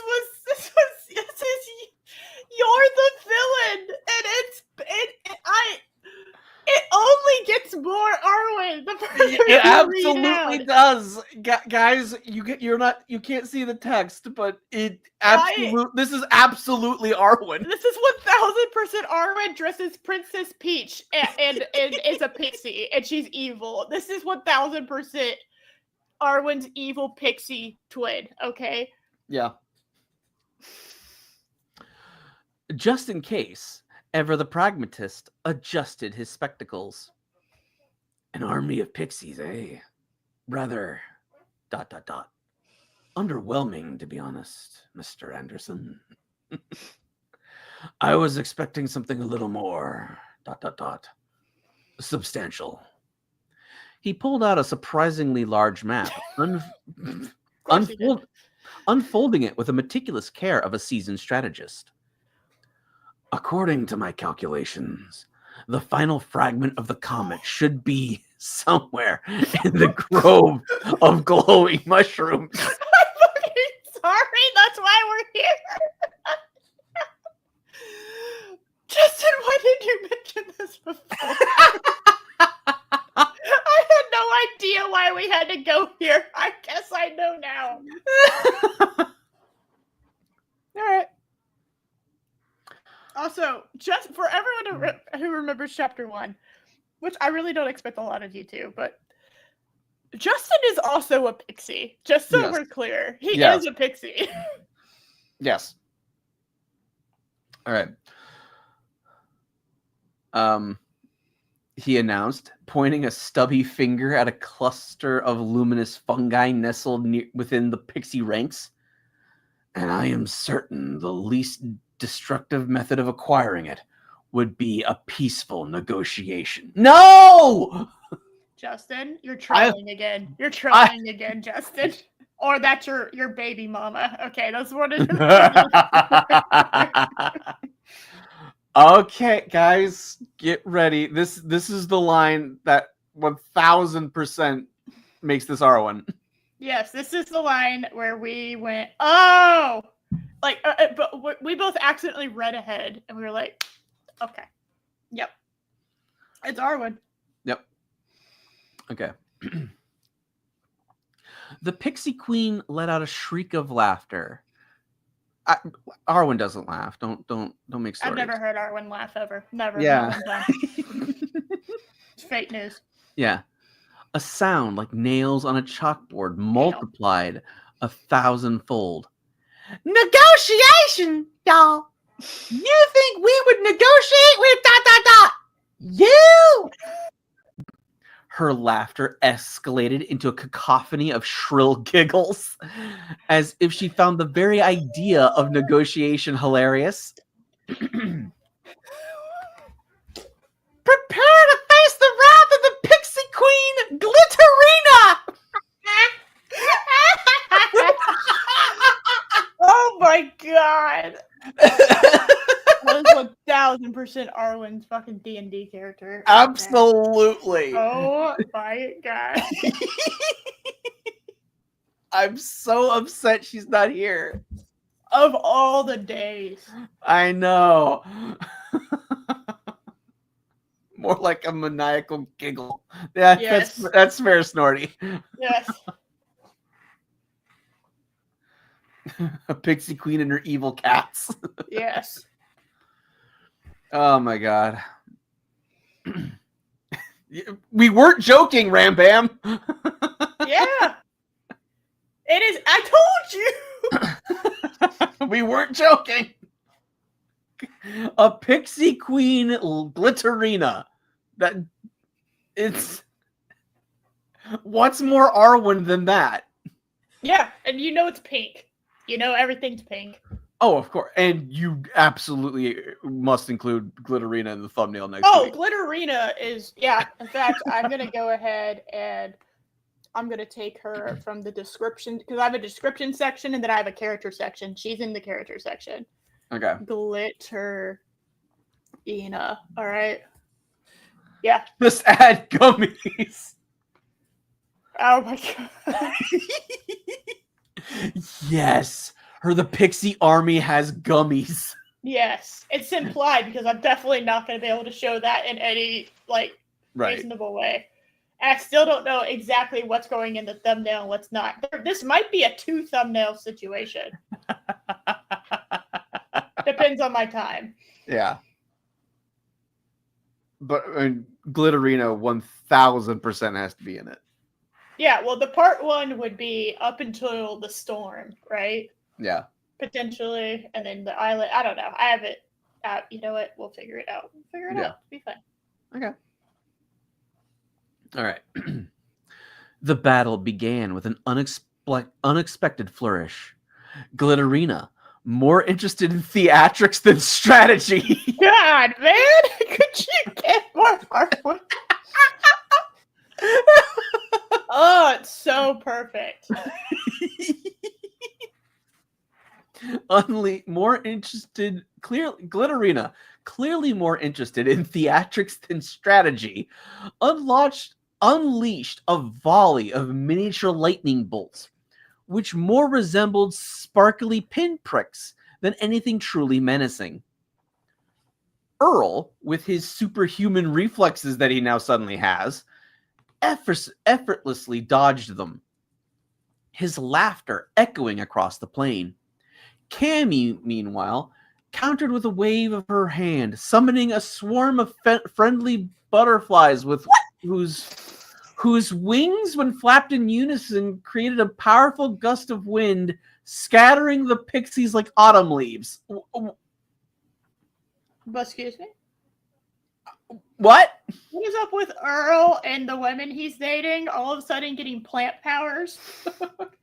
And just arcane powers in general? I was going to say, because these are butterflies.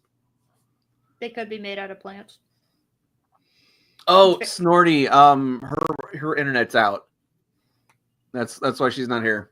And she's gonna be so mad she missed this. I guarantee it. Oh God. She's gonna be pissed. Yes. Yeah. If she ever comes on, we're going to go back and have her do that line. Oh yeah. Yeah. Hell, we'll even do it next week if we have to. Yes. She's going to read that.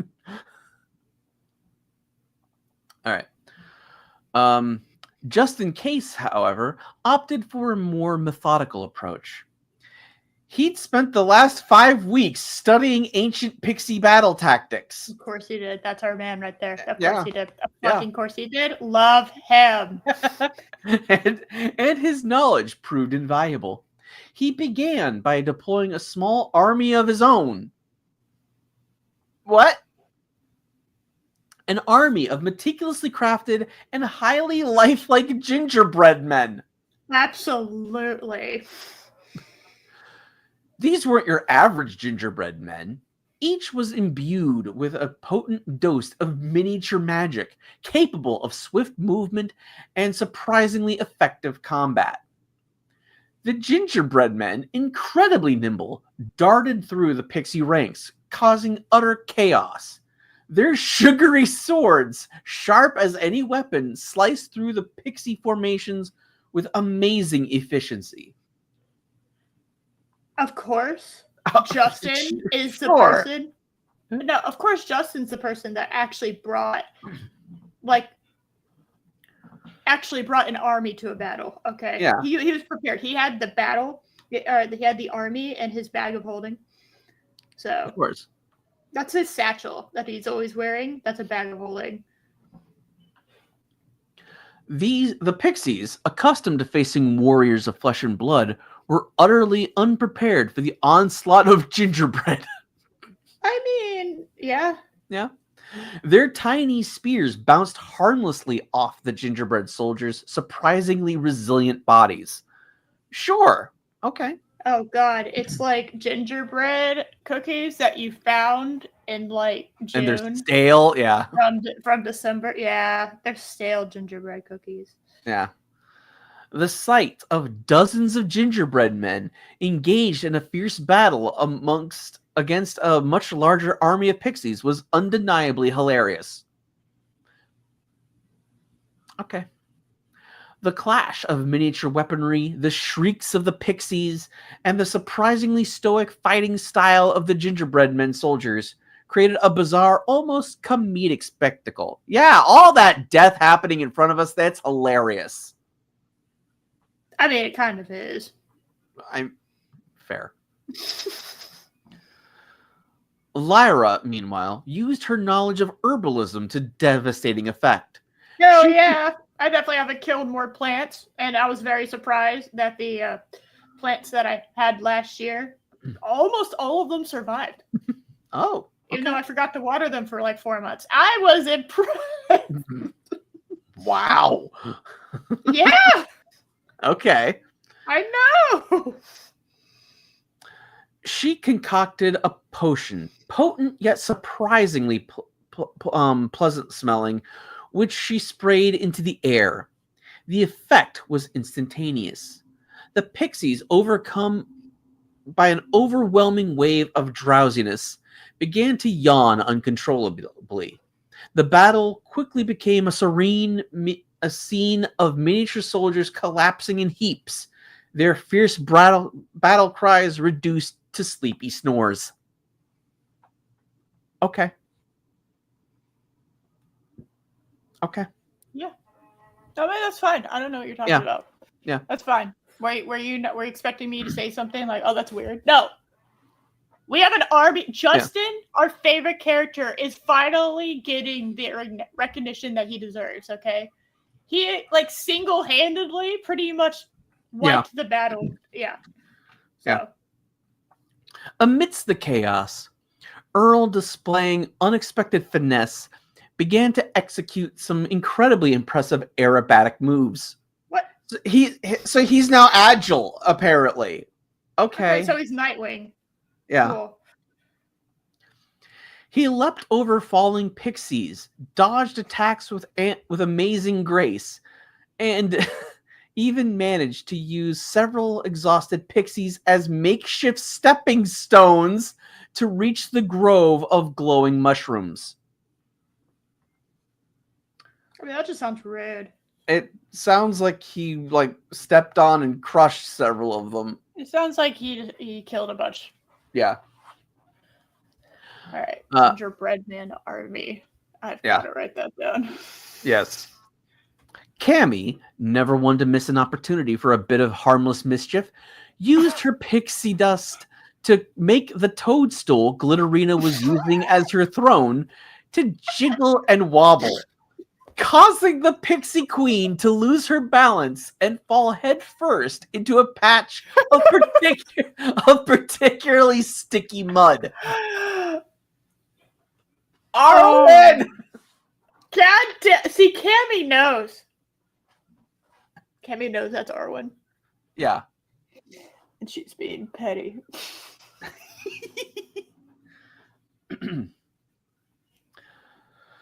Finally, amidst the increasing desperately sleepy pixies and the tireless gingerbread army, just in case, located the final fragment of the comet. My A, man. a small shimmering crystal nestled amongst the glowing mushrooms. He carefully retrieved it, secured it in a velvet pouch, and then, with a flourish, ordered his gingerbread army to cease hostilities. They promptly froze in their positions, awaiting further commands. Fuck yes. All right. The exhausted pixies, now mostly snoring softly in the mud, offered no further resistance.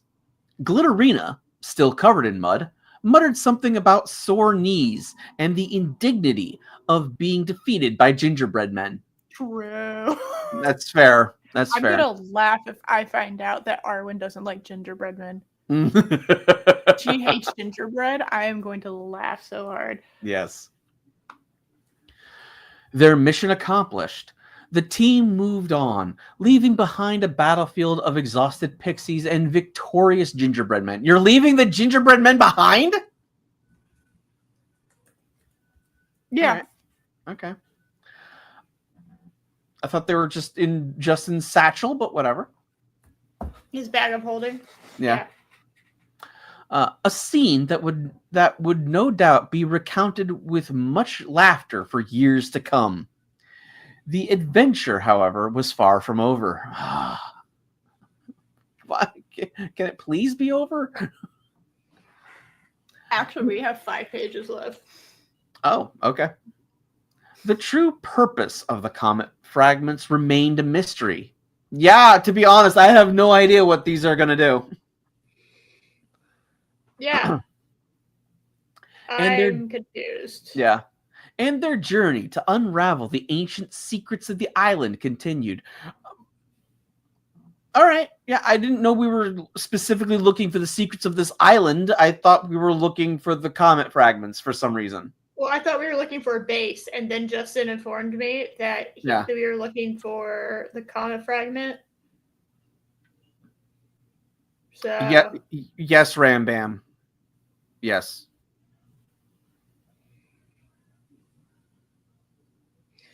Oh, what did Rambam say? Remember the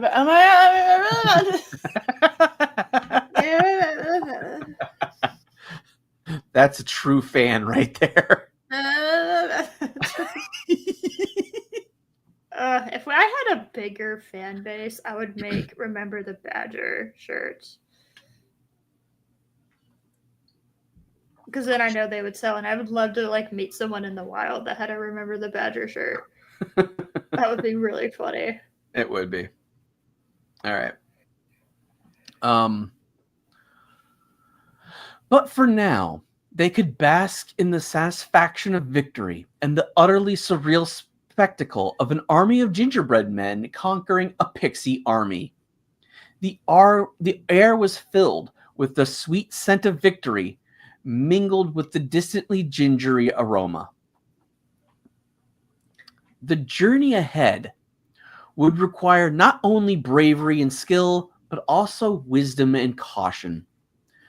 The crystal was a key, unlocking the secrets of a forgotten past and potentially shaping the future. Okay. I mean, I thought it was because the pixies were after the comet's power and they had to stop the world from becoming too glittery or something. Holy shit, I think you're right. I know this story is nonsense. I'm just trying to follow that along your nonsensical story. Yeah.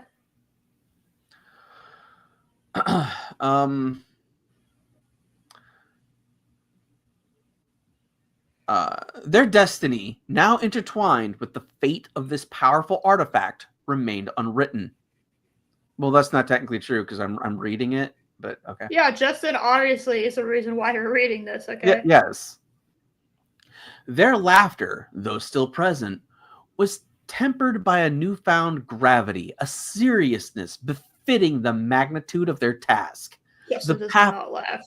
Okay, just so we're clear. Yeah. The path ahead was dangerous and uncertain, but they pressed forward, fueled by a mixture of anticipation, trepidation, and the unshakable bond of friendship. Yeah. Okay, how is there still more to this chapter? Good Lord, how much more do we have? Oh, fuck me. We have 4 more pages. Hold Yeah. on. I'm very... What? Okay. All right. I saw 2 things that made me fucking laugh, so I'm happy it's continuing. Let's just say Earl's getting an accessory. Okay. All right. The setting sun cast long shadows across the shimmering plain, painting the sky in hues of orange and purple, like a Bob Ross painting. Well, we're considering that when we landed on this island, it was the sky was golden from the sunset. This is a very slow sunset. Okay. I thought the sun was rising when they landed on the island. No. Okay. No, there's 2 suns. Fair. So we're both right. One was setting and one was rising. Okay. It makes total sense. Okay. All right. The air, still carrying the faint sense of gingerbread and pixie dust, held a new stillness, an almost expectant hush, as if the very island itself awaited their next move. The whispering woods seemed to watch them, their secrets still untold, their silent judgment hanging heavy in the twilight air. As they walked, the crystal within the pouch pulsed rhythmically, a heartbeat of ancient magic, a silent promise of wonders yet to be discovered, and perhaps of perils yet to be faced. The weight of the world, it seemed, rested upon their shoulders, carried not with a burden, but with a strange sense of exhilaration. For they were adventurers, yes, but they were now also something more. They were custodians of destiny, players in a cosmic game of immense proportions, and their next move, the next adventure, awaited them across the horizon. These are all lines that are like wrapping up a chapter. Why is it still going?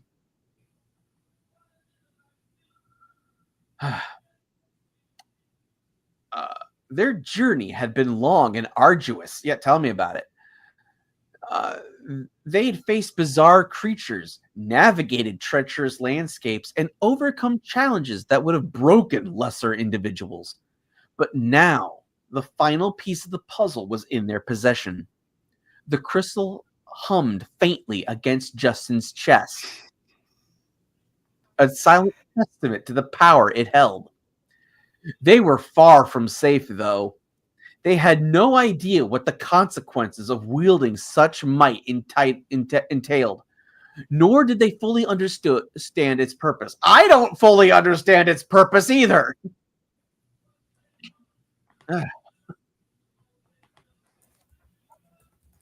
Sorry, water break. You're fine. I'm definitely not trying to get Glitterina to exist before this stream's over. That's definitely not happening in the background right now. What else do you expect from someone who's been true fan? Hashtag Yes. true fan. Yes. All right. Where was I? There's a purpose. Apparently, Rambam. It keeps saying there is. We don't need Patrick. Hey, we only remember him. The ancient texts hinted at the comet's significance, speaking of a cosmic energies and the balance of the universe. But so much remained unknown.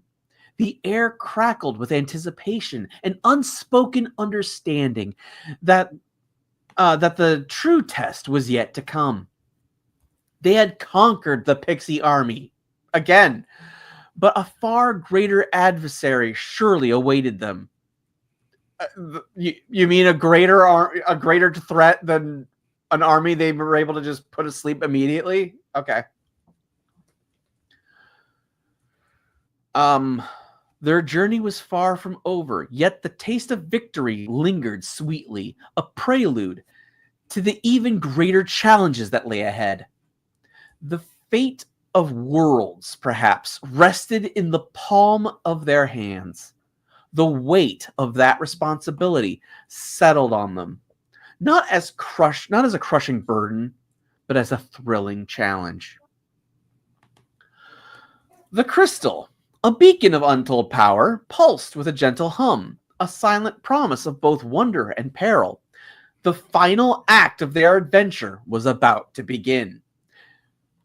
And still more text. 3 more pages. I know. It's like the final act of their adventure was about to begin. Bam! End chapter right there. It's No. the final countdown. Never mind. No, it's not. The air hung thick with the scent of salt and anticipation as they approached the island. It was smaller than they expected. Oh no! Did we finally reverse? Oh. Is that what happened? Did we finally repeat? Yeah, I think That was so. that was a long time. Maybe. Hold on. Because now they're approaching the island again. No! Is that all with the next 3 pages are gonna be? Hold on. Yes! Yes, we get a new quest giver!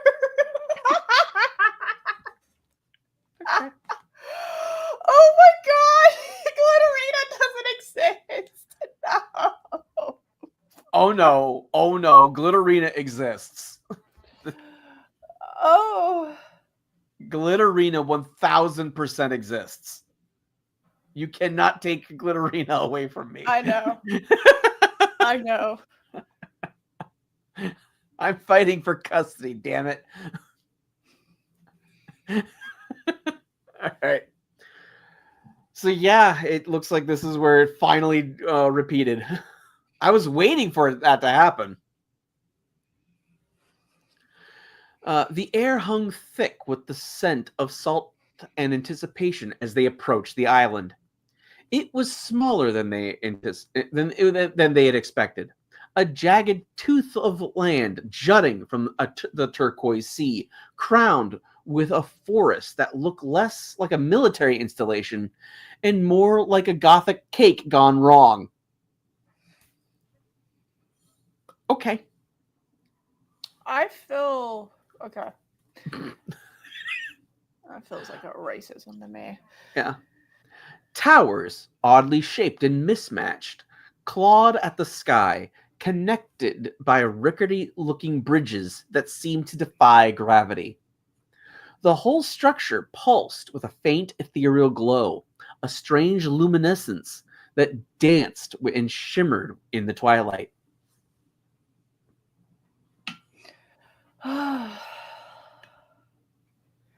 Well, this is ... unexpected. Earl commented, adjusting his spectacles. I told you he gets it. Oh my god, him with glasses, he'll just look like Clark Kent. Okay, so are we giving him Clark Kent glasses? Because I wanted to get your opinion on what kind of glasses. I'm totally fine with him giving him Clark Kent type glasses. Clark Kent specifically. Okay, Yes. there we go. Hey, Keeley, I'm sure this isn't confusing. All right. He looked more bemused than alarmed, a testament to his surprisingly unflappable nature. I would not describe Earl as unflappable, but that's all right. Even the potential for imminent death couldn't quite dampen his usual cheerful disposition. Cammy perched on Lyra's shoulder. What? That's what I laughed at. I saw the spectacles. I saw Cammy's now fucking tiny. And I just howled. And I was like, okay. Oh no, so she's now a pixie. Okay. Well, here's the problem. Okay, keep going. You'll understand that there's a problem with all of this. Okay. No, this story is perfect. Okay. Cammy, perched on Lyra's shoulder, added. Okay, what did I do for Yeah, okay. It's like a mad architect's favorite dream come to life. Oh my god, she is a pixie now. Her pixie dust shimmered, a kaleidoscope of colors that reflected the strange pulsating light emanating from the forest. Cammy is now a pixie. What color wings are we giving her?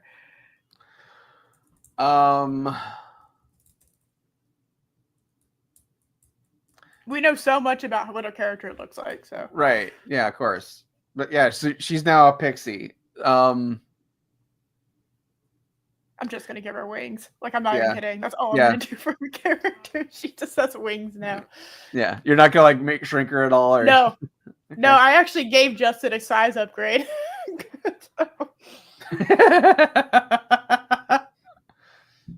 That's right, Snorty. It's perfect. It's perfect and whimsical. Okay. Lyra, ever practical, consulted her maps. What? She stole Justin's maps. Fuck off.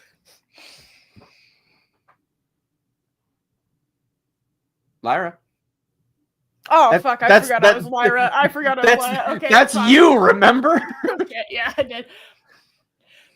The ancient text mentioned a hidden island base, but they didn't describe this. Nobody described this. The illustrations were far more conventional. She frowned, tracing a finger across the faded drawing that depicted a structure far more orderly and less eccentric. Justin, his hand resting on the velvet pouch containing the what? Oh, yeah. That's what I said. I said, just wait a second. Just wait a second. We did not go backwards. We did not go backwards. We did not go backwards. They're just suddenly sailing again. We jumped. We did. We cut and we went to the next episode. This is the next time on scene. Yes. Okay. All right. Sure.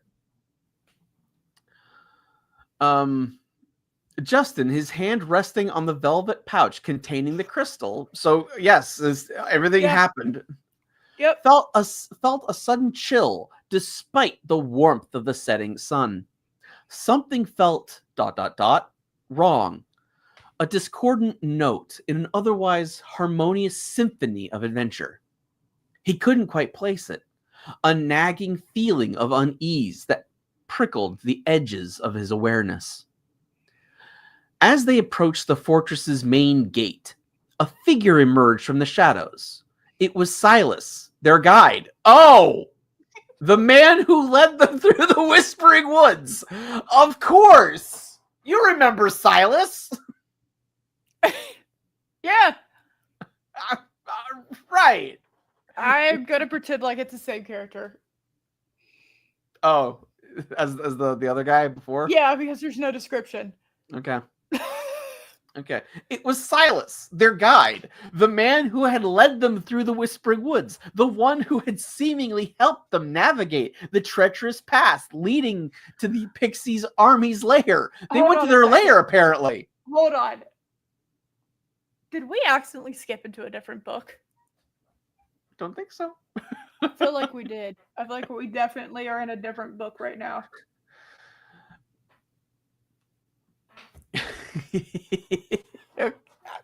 You know, I will go with it's the old man we saw at the beginning, and he was just quietly with them the entire time. It's the only thing that makes sense to me. No, for real though. You're right. Yeah. Yeah, it was Silas, their guide, the man who led them through the Whispering Woods, the one who had seemingly helped them navigate the treacherous paths leading to the Pixie Army's lair. Because they went to their lair. It wasn't just a battle. They went to their lair. Yeah. You remember that, right? Definitely remember that. Yeah. I so remember that. Yeah, of course. But his smile was strained. His eyes held a chilling glint of something dark and calculating. He's able. Welcome, he to said. Jurassic Park.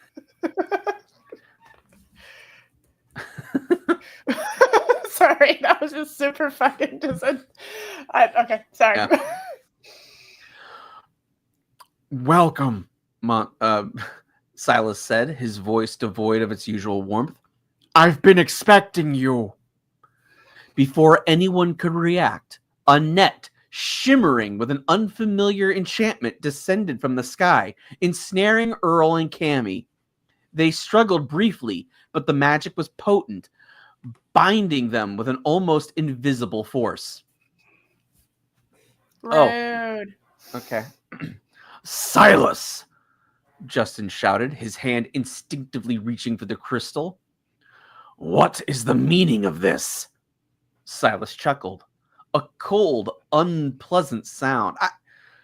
Silas, how could you? Yeah, Silas, someone we've known for so long. We're done. The meaning, Justin, is simple. You've played your part. You've found the celestial tear. Now it's time for me to collect my reward. Oh my god, this is so funny because we were literally introduced to him fucking 2 paragraphs ago. Holy shit. This is so funny. I'm so glad we kept reading. Oh my god.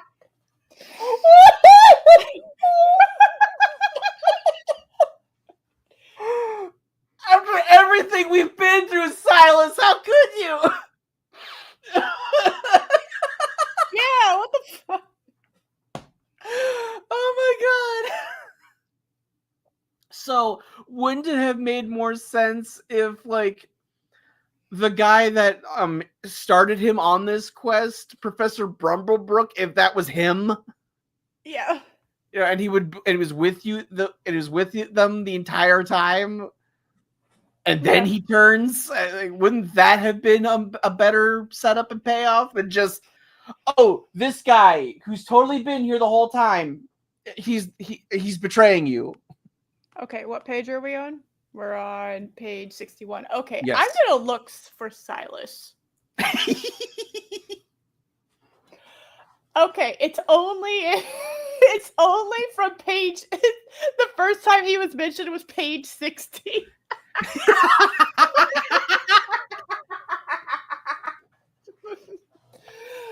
Oh, he's with us in the next chapter too. Apparently, that's funny as shit. Amazing. Okay. That's great.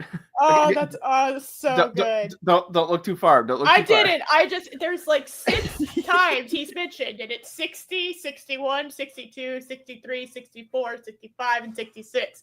And this stops at 63. So that's the only reason I knew that. Okay.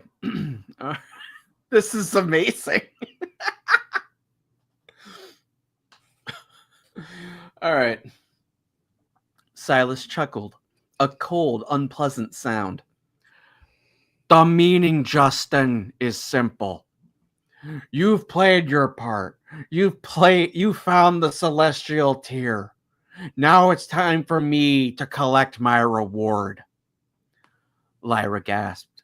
Her eyes widened in shock and betrayal. Lyra, all right, you need to comb your tits, okay? Oh, okay. All right, let me get back to it. But I thought I thought you were on our side. What the fuck? Yeah. What the fuck? What the fuck? Silas, how could you? Yeah. What the fuck? Silas merely smiled cruelly.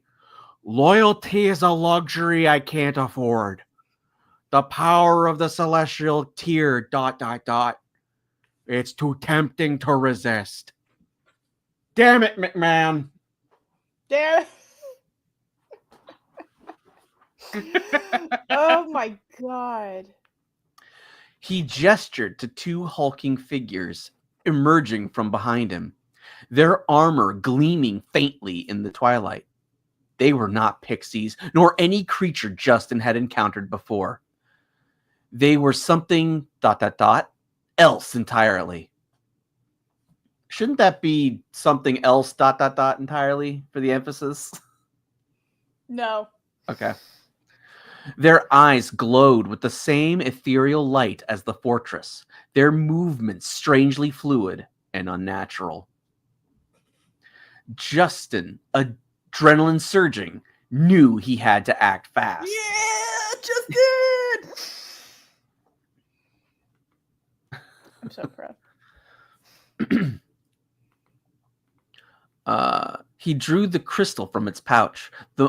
The moment it touched the air, the crystal flared, bathing the island in a brilliant, blinding light. The air crackled with energy. The two hulking figures flinched, their glowing eyes momentarily dimmed. Silas, Justin said, his voice resonating with the power of the crystal. You made a grave mistake. Yeah. The battle was swift and brutal. Holy shit. Oh my god! Oh yeah, Justin! Hell yes! I've actually never been so genuinely happy. Justin, fueled by a righteous fury, fought with a skill he didn't know he possessed. The crystal acted as a conduit, channeling its cosmic energy, shielding him from the hulking figure's blows, augmenting his strength and speed. Lyra, despite her initial shock, fought with a surprising ferocity, using her knowledge of ancient herbs and spells to create distractions and weaken their adversaries. Josh, Yes? I am so happy I'm fighting side by side with Justin. Is that going to be on the thumbnail next week? I don't know. I actually have no idea what's going to be on the thumbnail anymore. Meanwhile, Earl, despite being bound, managed to use his wit and agility to loosen the enchanted net, eventually freeing himself and Cammy. Earl, surprisingly nimble for a man his size. You've already announced it multiple times. Yeah. You know what, Rambam? I approve. Since Silas is Jesse Ventura, the two figures are Stone Cold and the Undertaker. I'm okay with that. What? No, I can't beat up. I cannot beat up Undertaker. How dare you? How dare you? No, I refuse. I refuse. Nope. I can't do it. Oh, don't make my heart like that.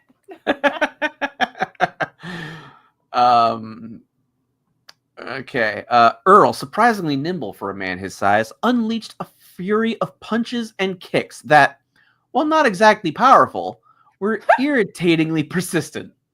Cammy, with her pixie dust and quick thinking, disoriented the creatures with blinding light and confusing illusions. Okay. All right. So yeah, Cammy is just a pixie now. All right. The battle raged for what felt like an eternity. The island trembled under the clash of magic and brute force. The fortress itself seemed to groan under the strain. Finally, with a combined effort of strength, cunning, and sheer luck, they managed to subdue the creatures, binding them with enchanted ropes Lyra had cleverly prepared. Of course. Sure. Yeah. It works. It's fine. Yeah. Silas, however, remained a formidable opponent. He fought with a skill that matched Justin's, using dark magic to create illusions and deflect blows. But Justin, powered by the crystal, was relentless. In a final confrontation, Justin managed to disarm Silas, shattering his enchanted staff that he suddenly has. Okay. Silas's power vanished, replaced by a look of utter defeat. As Silas was secured, a strange calm descended upon the island. The ethereal glow of the fortress subsided, replaced by a soft, gentle light. The air crackled no more.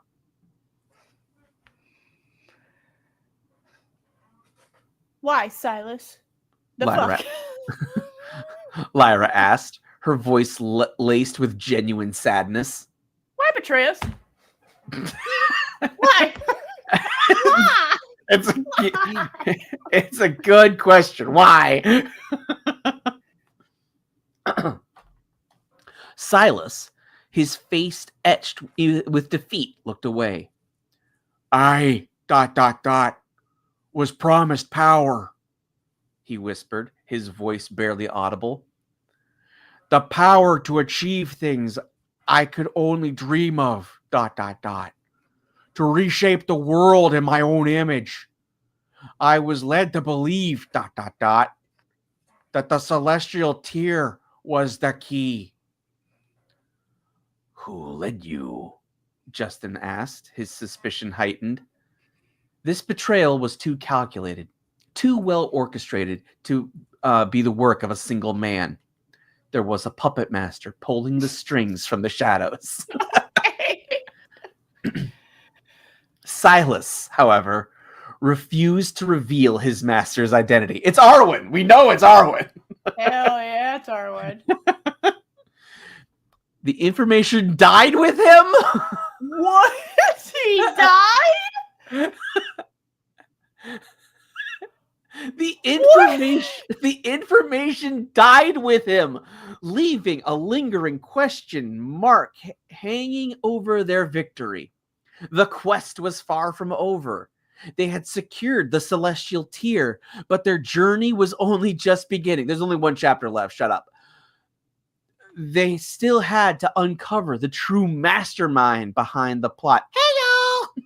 Yeah, no, I don't want to read ahead, but I so desperately want to read ahead.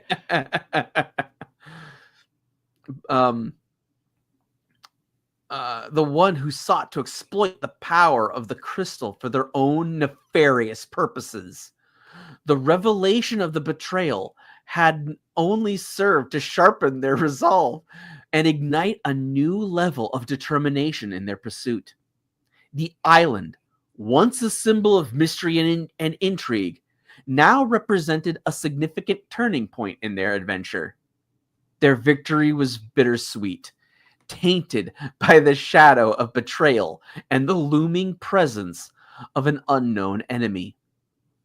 Their laughter, once carefree, was now tinged with a serious determination. Oh, so they're laughing seriously now. That makes total sense. I mean, yeah. Yeah. The adventure, they realized, was far from over. The next chapter, they knew, would be the most dangerous yet. Well, I mean, this one flat out had death. Yeah, this one actually, people died. A lot of people died. Yeah. The path ahead was shrouded in uncertainty. Yet they pressed forward, their bond of friendship strengthened. Yeah! By the crucible of betrayal. The end of chapter 4. Top-notch writing. Ah, that was so funny. That was some top tier humor. Okay. Oh my god. Absolutely amazing. Oh my goodness. What? Did you read ahead? Silas is back. I told you. Yeah. Oh my god, he is back. Holy, because I told you. Yeah. Okay. Oh my goodness! What did they do to Earl? Oh no! Okay. Stop it. I'm not reading, but I am finishing up Glitterina right now. Yes. So this is my favorite chapter, just so we're clear. Handedly. There was actual dialogue. And then did you see that twist coming? Because I didn't see Silas betraying them. Yeah, I didn't see Silas betraying them because I didn't know he existed. I had to double check and make sure that, like, it does seem to now think that Cammy is now a pixie. okay. So Cammy's now a pixie. All right. Did we decide what wing color we want for her? Let's see. Well, on the color spectrum, what would be the opposite of green? Would it be red? Yeah.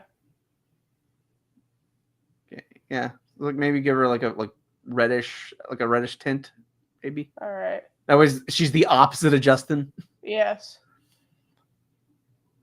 You have to make sure it's very clear that she's the opposite of Justin. All right. I'm finishing this up. Glitterina's almost done. Okay. Yeah. I decided that we were going to give a little bit of a sneak preview. Y'all could hear me as I made the character. I'm doing some polishing some imperfections, and I'm sure there's more imperfections I'll polish. Sure. But I'm doing a little bit here. Get rid of that. I'm just glad it did not end up going back, and so Glitterina is still part of the actual story. Yes. We didn't go back one time. No, we didn't. It felt like we were, but it kept going the entire time. Yeah. Fascinating. Yeah.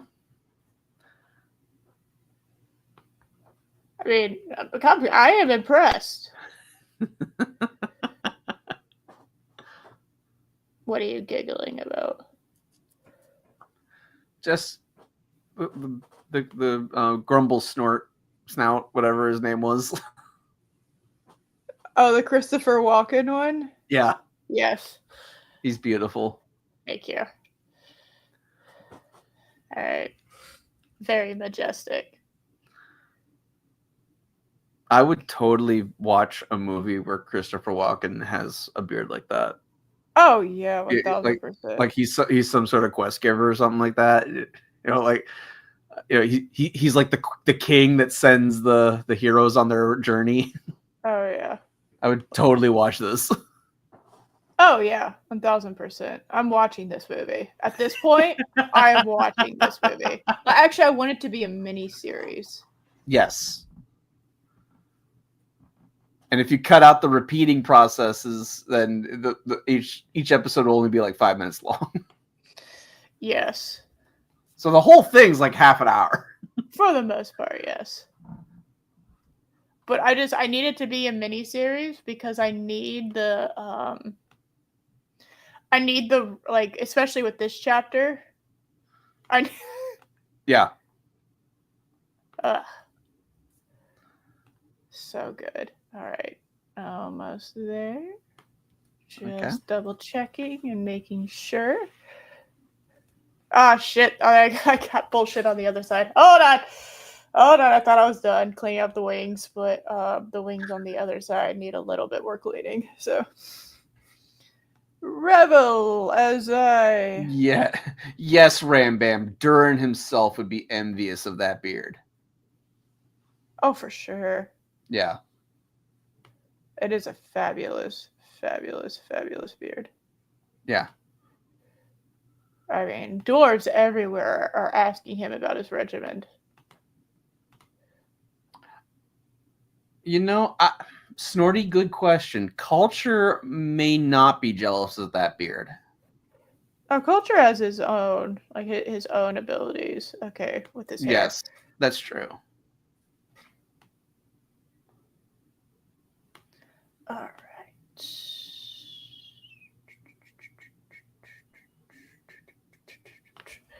Okay. I think this is Glitterina. I think she's ready. Okay. All right.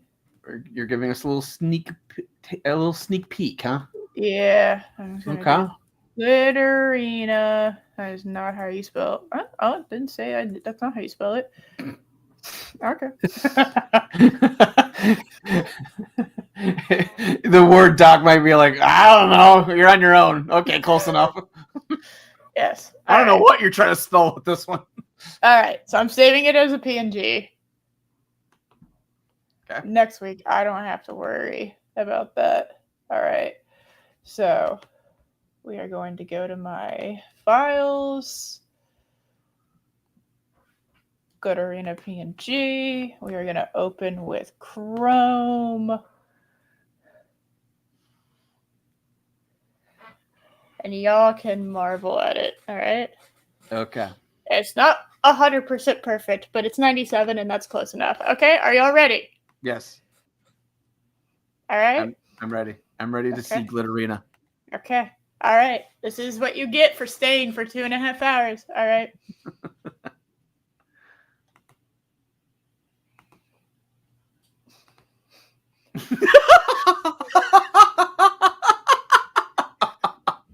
Oh my goodness.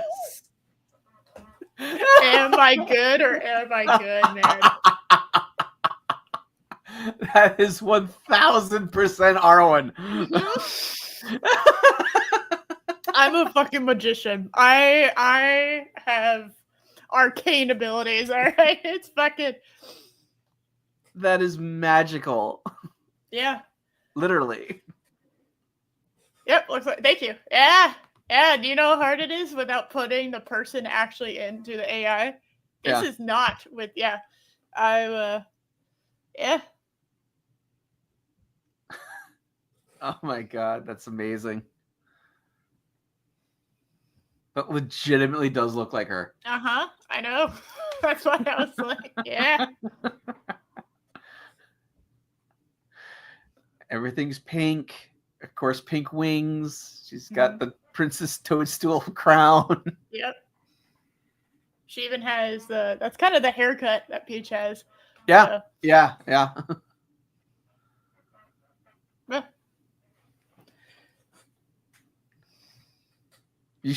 You should send this to Arwen with absolutely zero context. Maybe. I might do that. Actually, wait, no.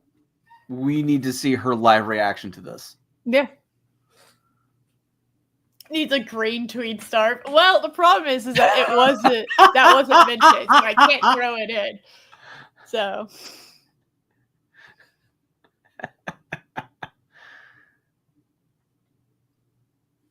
Yeah. Yeah. I'm happy with this. The wings are a little lopsided, but also I think they're at a weird angle. Yeah. I'm okay with the wings. For continuity's sake, you should put a stain on the dress. I could. Hold on. Just for continuity's sake. Hold on. Be sure to add a large red stain on the front of the Glitterina dress. There we go. Yeah, I looked this up while we were fucking doing this. I'm proud. Well, I was doing my one-man show. Yeah, well, there for a while, it just stopped being about dialogue, so I was like, you know what? I'm gonna make Glitterina. I'm still upset she wasn't here for that part. I'm very upset. But that is glorious. Yep. I might resize the wing on the left so that it's smaller. I can do that. I'll just cut it out and resize it. Right. Yeah. But yeah, is this a good pass for right now? I think so. Okay. Especially the face and the dress, that they're perfect. Yeah, and look at the hands. Yes. They're not stupid. Okay. Mm-hmm.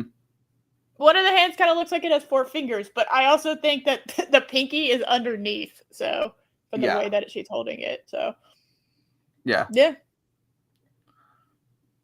And Snorty, she had internet issues. Yeah, her internet went out, so she's fine.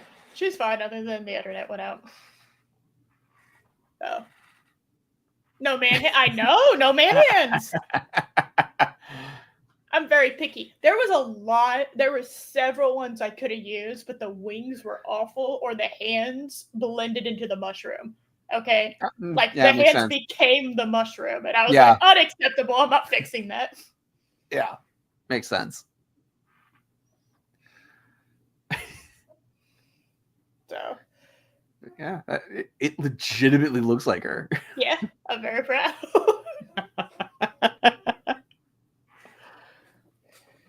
So okay, so next week we finish up this masterpiece. Yeah.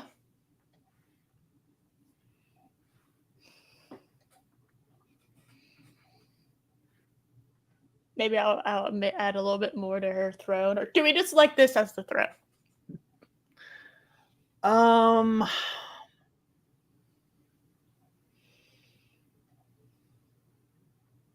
Ooh, what if you made it like the Iron Throne but with mushrooms?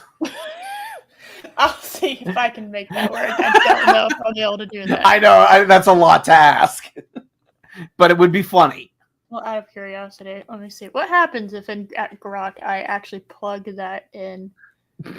Hold on. What, Iron Throne made of mushrooms? Game of Thrones. Yeah. So images. In all caps, images of Game of Thrones is Iron Throne, but make it made out of red cat mushrooms. All right, what do we got? Because if I can make it work, I'll make it work. But okay. Oh dear God.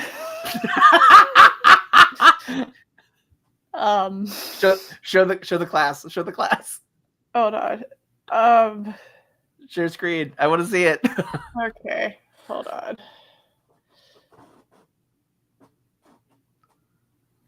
I'm trying to get it situated.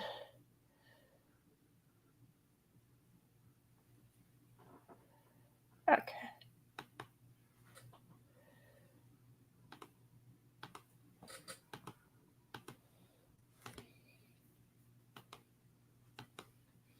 Oh, Rambam, this won't be the end of an era. I've already decided I'm making this thing a trilogy. Okay. What do we think?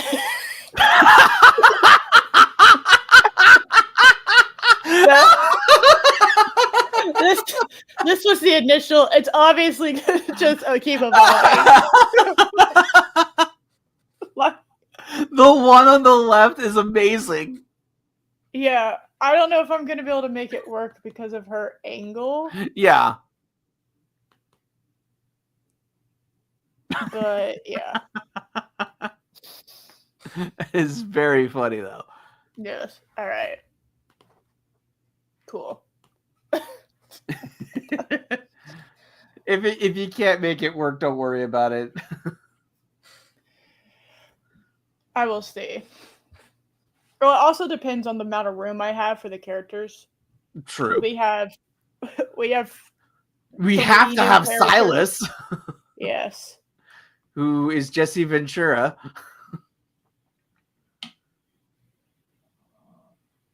Oh my God. Hold on. Would this one work with her angle? Oh my God, I think this will actually work with her angle. All right, Josh. Okay. Stand by your email really quick. Okay. Okay. It's the one that you sent me, right? Yeah. Very important. No. Hold on. Mucho importante. There we go.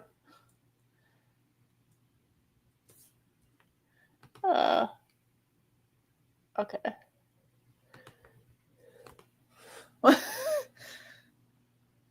There you go. All right.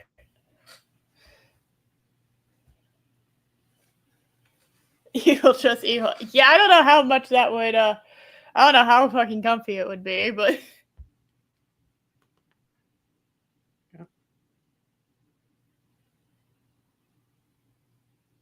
What are your thoughts? What are your thoughts on that one? That could work with the angle. Yeah, that's what I'm saying. Yeah. But is it enough mushrooms? It is a little sparse on the mushrooms. Yeah.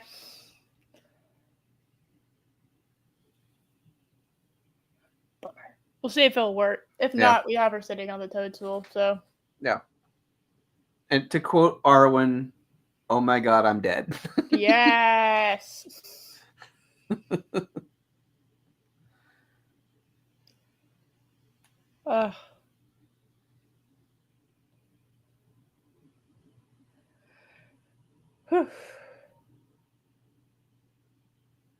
Okay. All right. Absolutely amazing. Well, actually, hold on. Let me go back to the text and make sure that the throne makes sense. Let me see. What does it give me for the text? What is the exact...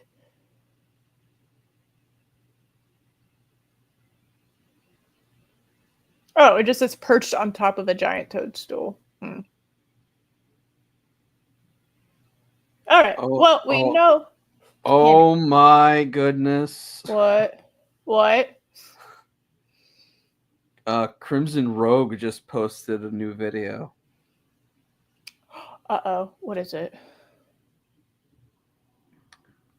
Fantasy's worst author can't remember her own story. Shadeside. 7 hours and 45 minutes. Sky. Oh my god, it's the next one. Yes. Yes, I have been waiting for getting the third book in the Light Lord. Oh my god, it's so garbage. Oh my god, it is such a garbage fucking story. Holy shit. Okay, I know what I'm gonna be doing the rest of the day. You know, you've you've listened to his Light Lark series, right?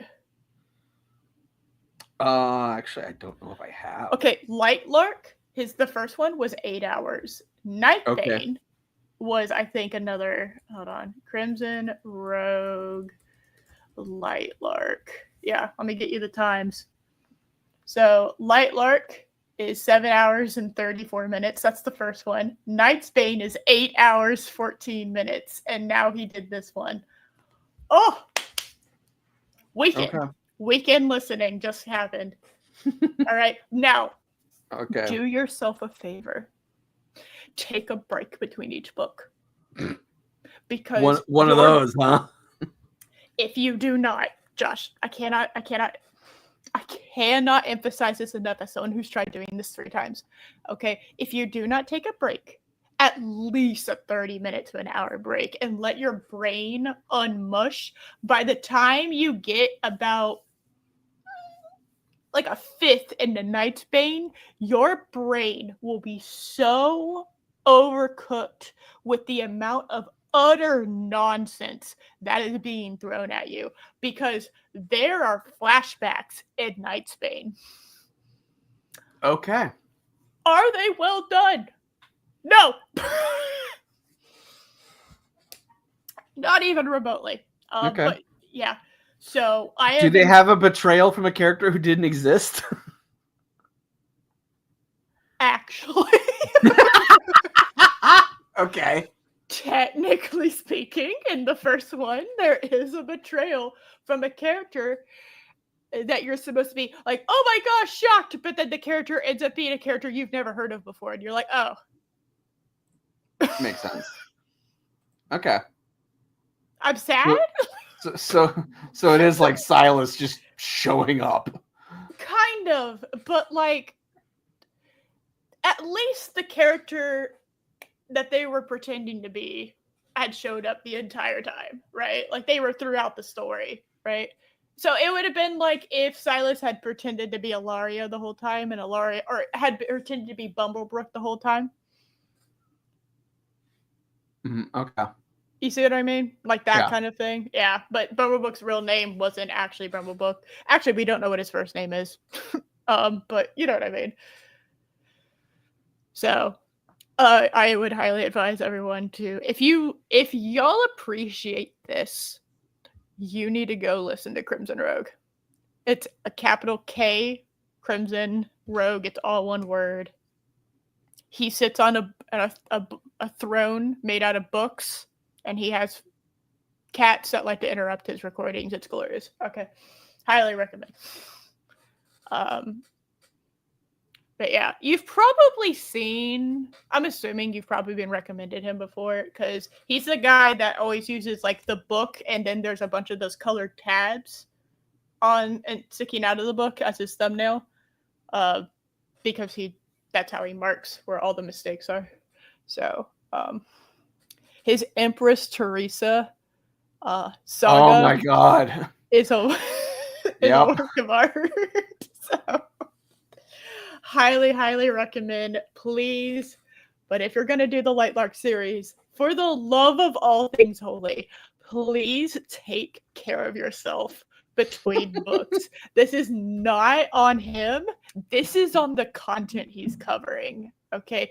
It is so awful. Josh, I cannot reiterate it enough. Lightlark is so awful. From what I have heard. From the passages he has told me, from the story I have understood, it is some of the worst, if not the worst world building I've ever seen. Rings of Power is a masterpiece next to it. I shit you not. Dear Lord. I shit you not. Characters at least have dimensions in Rings of Power somewhat, okay? And that's still a stretch, but okay. But comparatively. I know it's a stretch, Josh. Okay. So if you're going to do this, I'm actually probably going to do it too, because now that he's in Skyshade, I'm going to go back and listen to all the other. I do that with every series when an author's covering it. And it always gets to the point that I've memorized the first book by the time the series is done, because I've re-listened to it so many times. But the author... So when it comes to critiques of like book series that people do, the author who wrote the book that they're critiquing meant for it to be a series. So logically speaking, I need to read the other books in order to fully understand what your next book is, right? It's like rewatching shows, before you watch the next season, because it's supposed to be told in a order like that. So it's phenomenal because it becomes very clear in books like Lightlark and with Nightsbane, is that the author did not reread their first book. They maybe read a summary on SparkNotes, or they did it all by memory is probably what ended up happening, and their memory was not concrete. So there are things that are happening where you're like, okay, so that is not how it happened in the first book, but sure, buddy, that's fine. Okay. So highly recommend. Okay, Josh, you're gonna have to text me. All right, because I'm gonna join. I'm joining you remotely in this adventure after the stream. Okay. I'm actually going to do that. Thank you for pointing that out. That just made my whole ass day. I'm so pumped. I am so excited now. Bumblebrook's first name is Ulysses? A real fan. Oh, a real fan. I did not know that. Is it really? I don't think it was mentioned. I'm gonna, you know what? I think Ram Bam knows things. I mean, I'm okay with that. Yeah. I'm okay. Actually, I'm gonna look it up. So I'm here.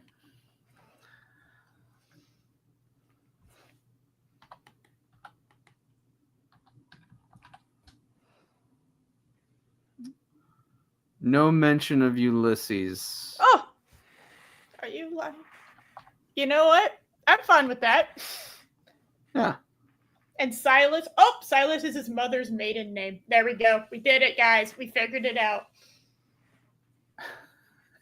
I'm making shit up. You know, Rambam, the fact that I 1000% believed you because I thought we forgot tells you everything you need to know about this story. So, yes, please go watch Crimson Rogue. Oh my god. I am so pumped. You have no idea. Oh. Knight's Bane was such trash. Holy shit. And Light Lark was. Oh, Token used it as toilet paper. Or no, he wouldn't even use it as toilet paper with the world building. Oh, one more thing you need to know about the Light Lark series. When the author was making it, she did polls on TikTok about what scenes should be in there. Oh my god. I'm not kidding. Crimson Rogue actually covers that too. No, I'm not shitting you. And then she didn't put like half of them in.